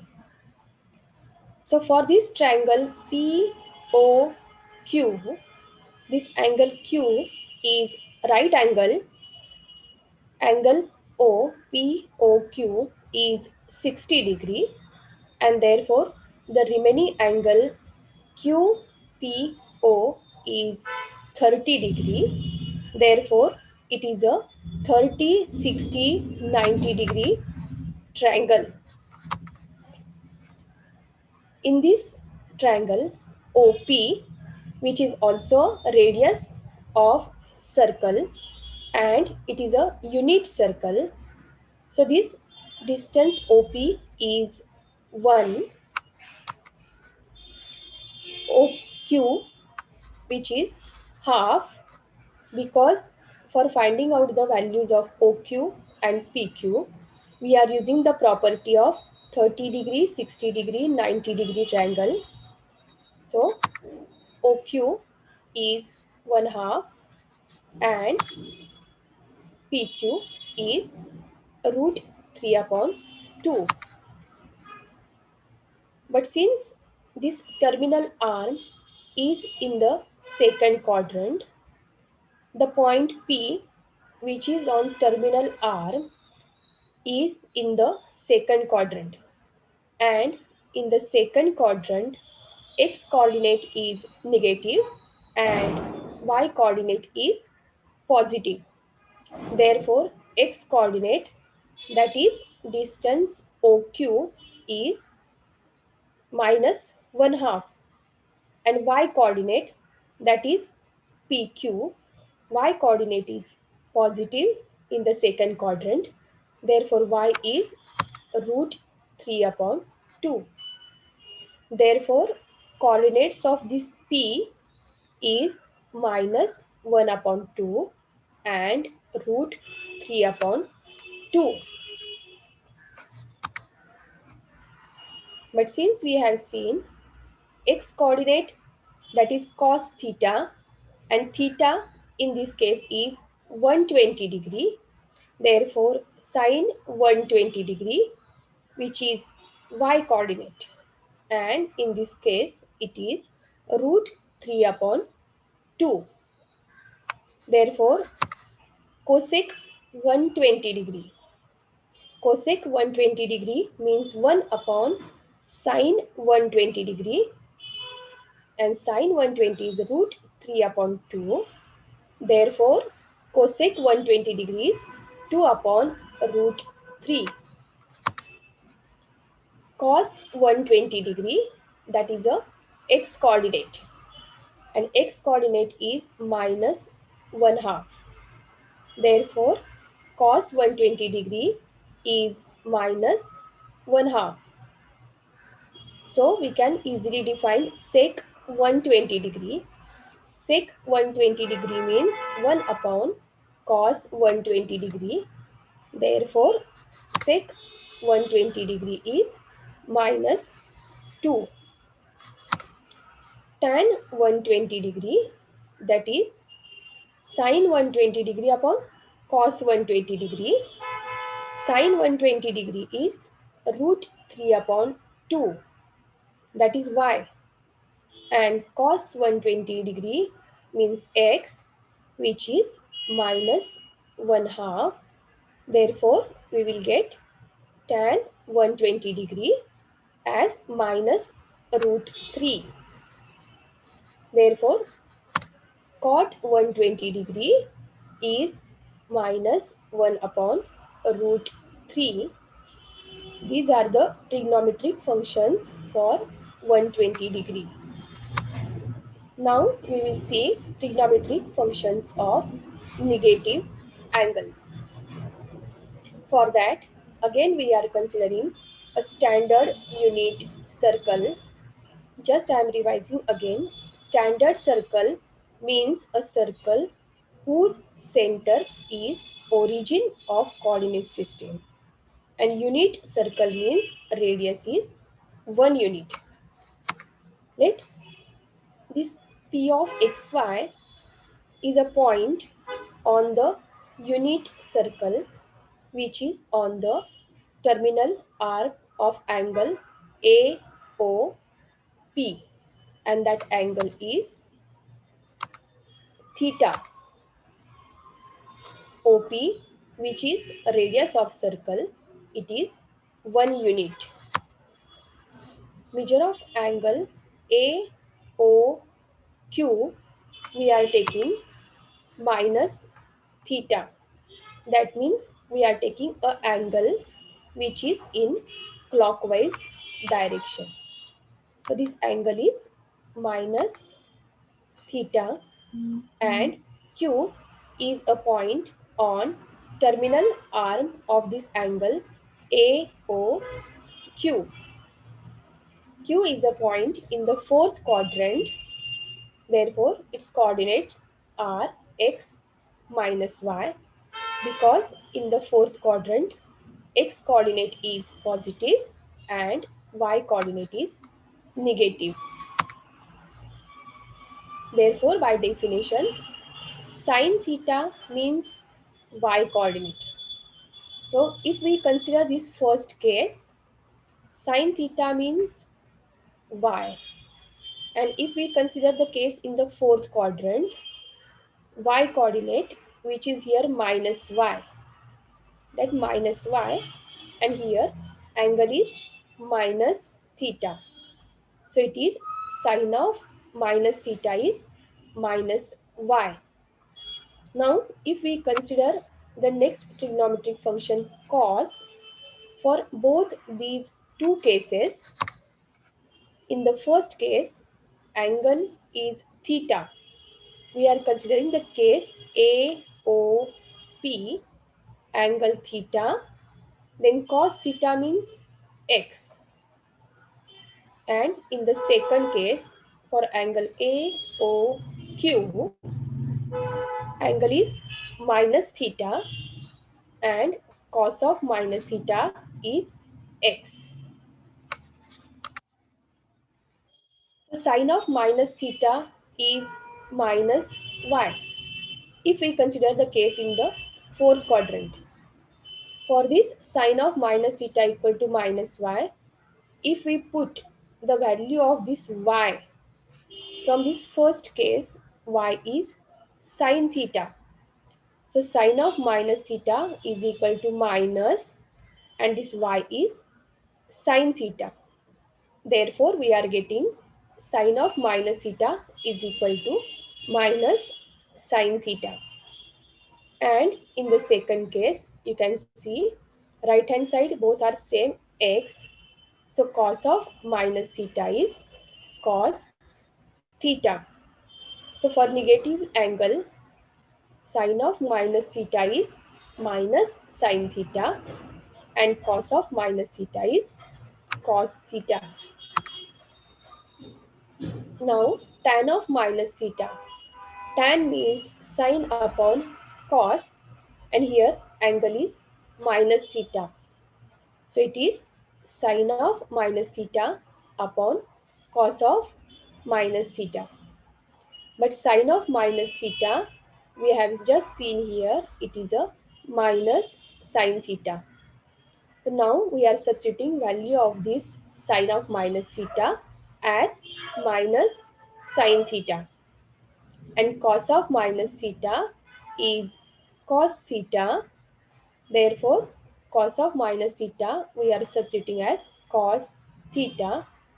Therefore, it is minus sine theta upon cos theta, and it is minus tan theta.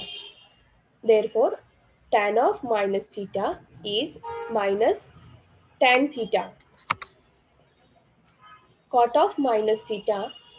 Cot means cos upon sine, and angle is minus theta. So it is cos of minus theta upon sine of minus theta. But cos of minus theta is cos theta, and sine of minus theta is minus sine theta. So it is minus cot theta. Therefore, cot of minus theta is minus cot theta. Sec of minus theta. Sec means 1 upon cos. So sec of minus theta is 1 upon cos of minus theta. But cos of minus theta, we have cos theta. Therefore, it is 1 upon cos theta, and 1 upon cos theta is sec theta. Therefore, sec of minus theta is sec theta.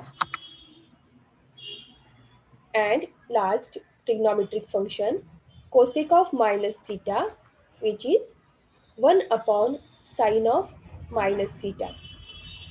But sine of minus theta is minus sine theta. So it is 1 upon minus sine theta, which is minus cosec theta.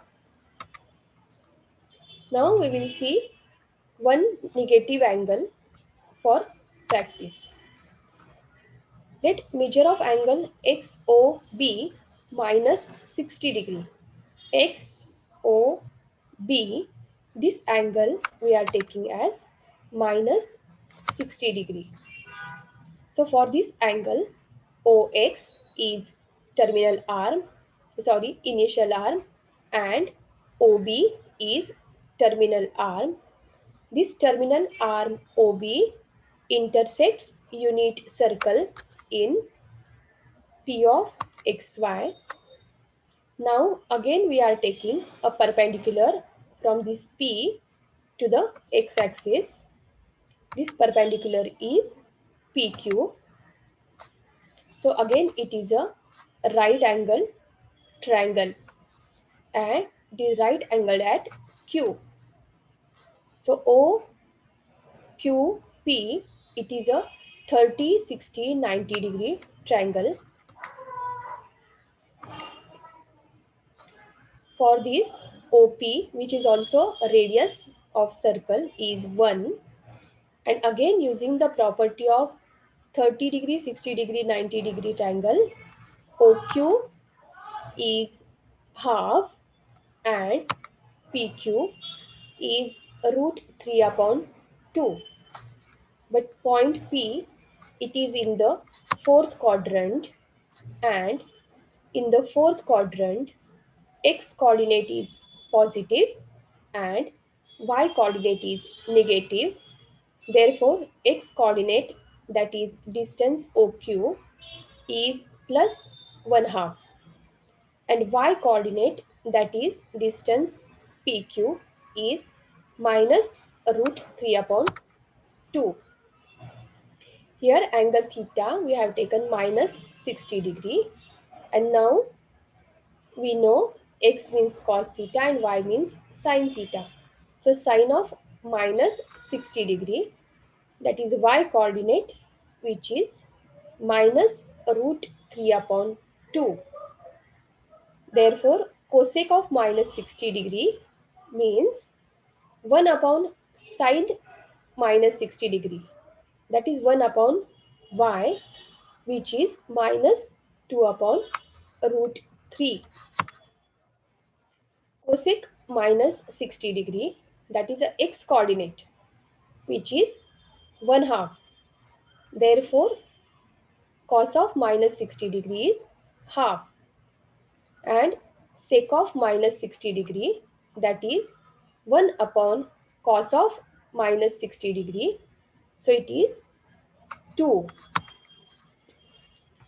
Tan of minus 60 degree means y upon x, that is sine minus 60 degree upon cos minus 60 degree, and cot minus 60 degree means x upon y,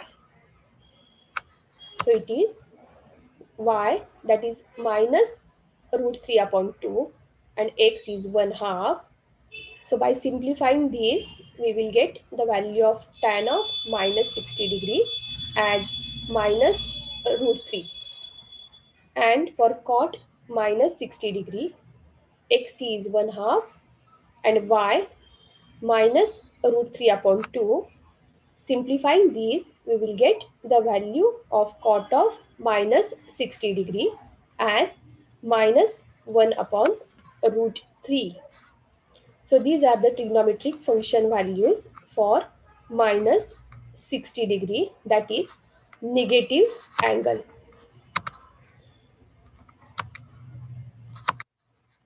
Now see some examples from exercise 2.1. First, find the trigonometric functions of 150 degree. For that, we are taking an angle of 150 degree. So let us go to the diagram. Axis x, x dash, axis y, y dash, with origin O. We are taking a standard unit circle. A is a point on a circle which is on x-axis also. So coordinates of A is 1, 0 because it is a point on circle whose radius is 1 unit.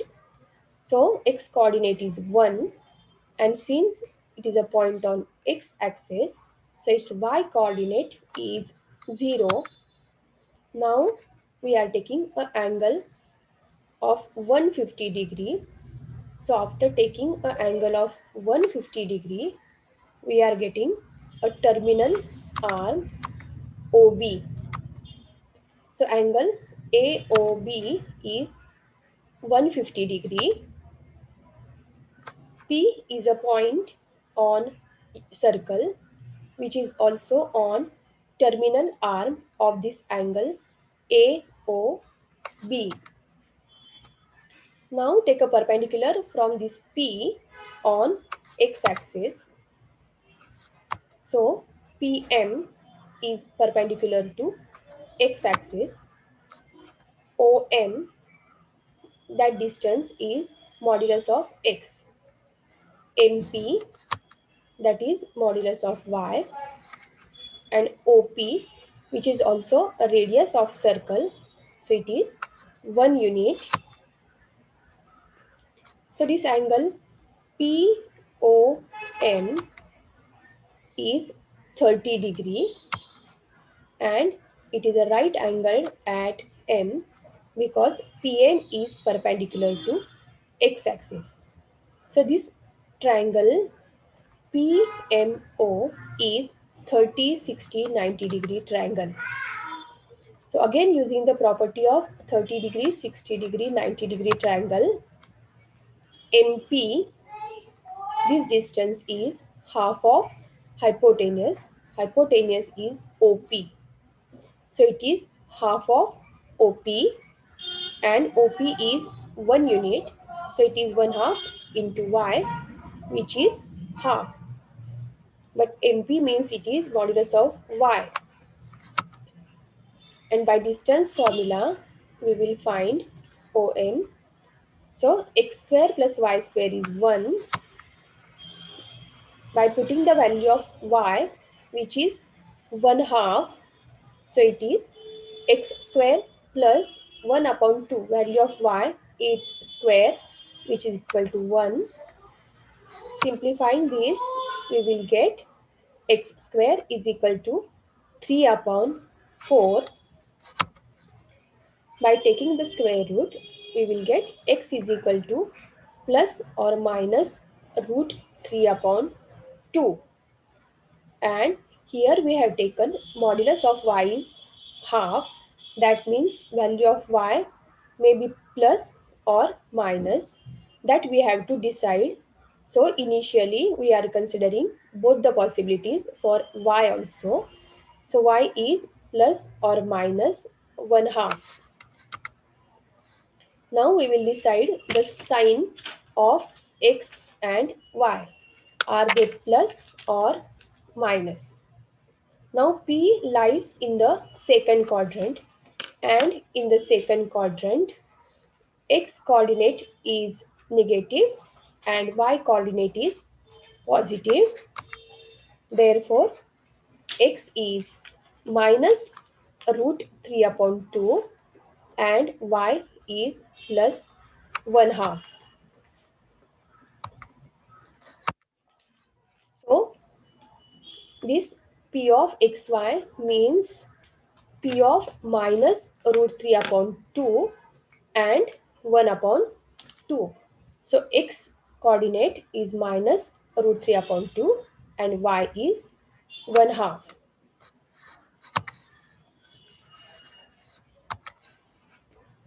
Now theta angle is 150 degree. So sine 150 degree means y coordinate, which is 1 half.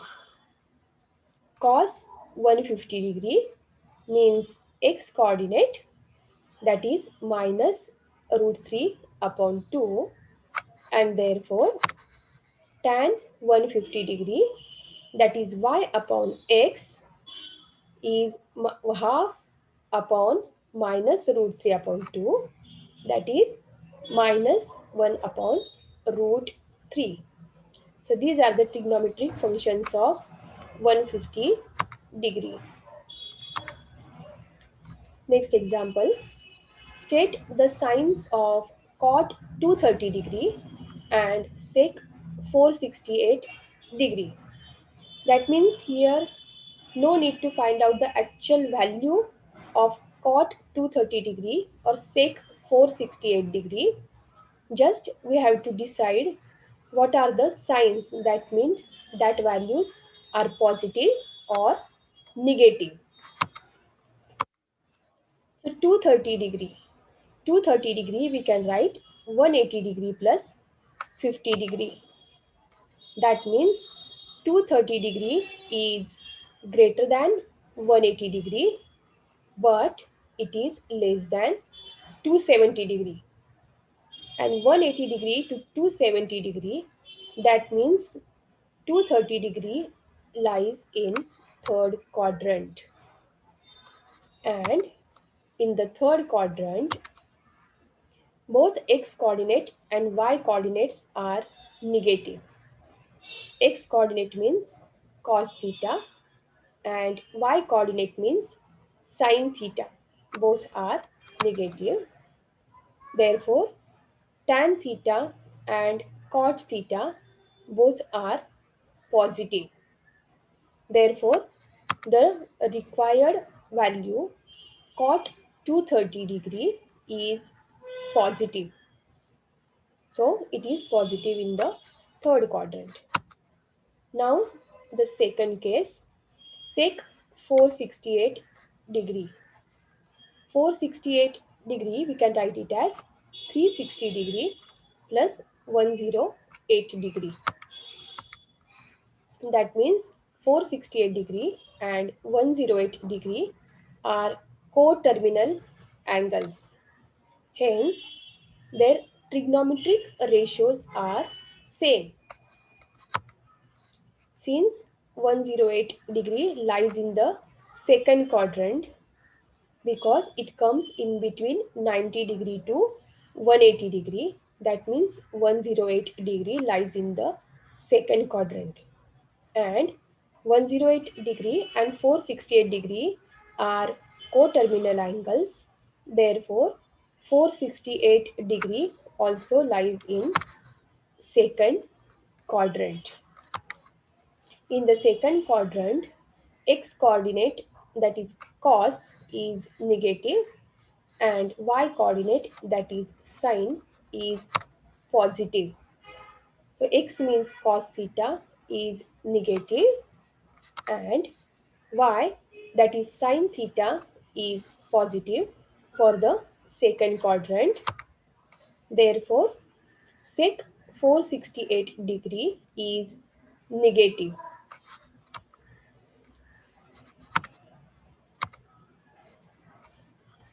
Now we will see one more example.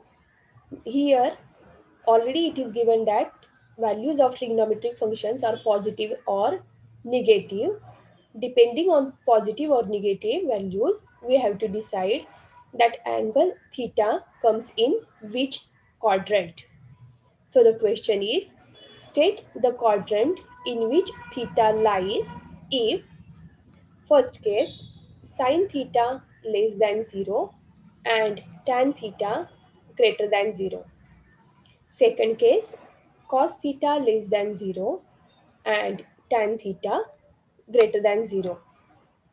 So go to the first case. Sin theta less than 0, that is sin theta value is negative. Sin theta is negative. Sin theta means y coordinate. That means sin theta is negative is possible only in the third or fourth quadrant. Therefore, sin theta lies either in third or fourth quadrant. But what is one more information given? Tan theta is positive. Tan theta means sin theta upon cos theta. Tan theta is positive. It is possible only if sin theta lies in third quadrant, because in the third quadrant both sin theta and cos theta are negative, and only in that case it is possible that you will get tan theta value positive. So cos theta is negative in third quadrant. So you will get value of tan theta positive only if sin theta and cos theta both are negative. So this shows that theta lies in the third quadrant. And the second case, cos theta is negative and tan theta is again positive. Cos theta is negative, it is cos theta less than 0. So it is possible only if cos theta lies in second or third quadrant. But again, one more information given, tan theta is positive, that is tan theta is positive, which is possible only if cos theta lies in third quadrant, because in the third quadrant sin theta is negative. Therefore we will get tan theta is positive only if theta is in third quadrant. So in this way, depending upon the positive value or negative value, we can find that the angle theta lies in which quadrant. So these are some examples from exercise 2.1. In the next lecture, we will continue with some more examples. Okay, thank you. Thank you, ma'am. Thank you, Dipali ma'am. Thank you. Okay, sir. Thank you. Miss Sherin, stop. The session is over.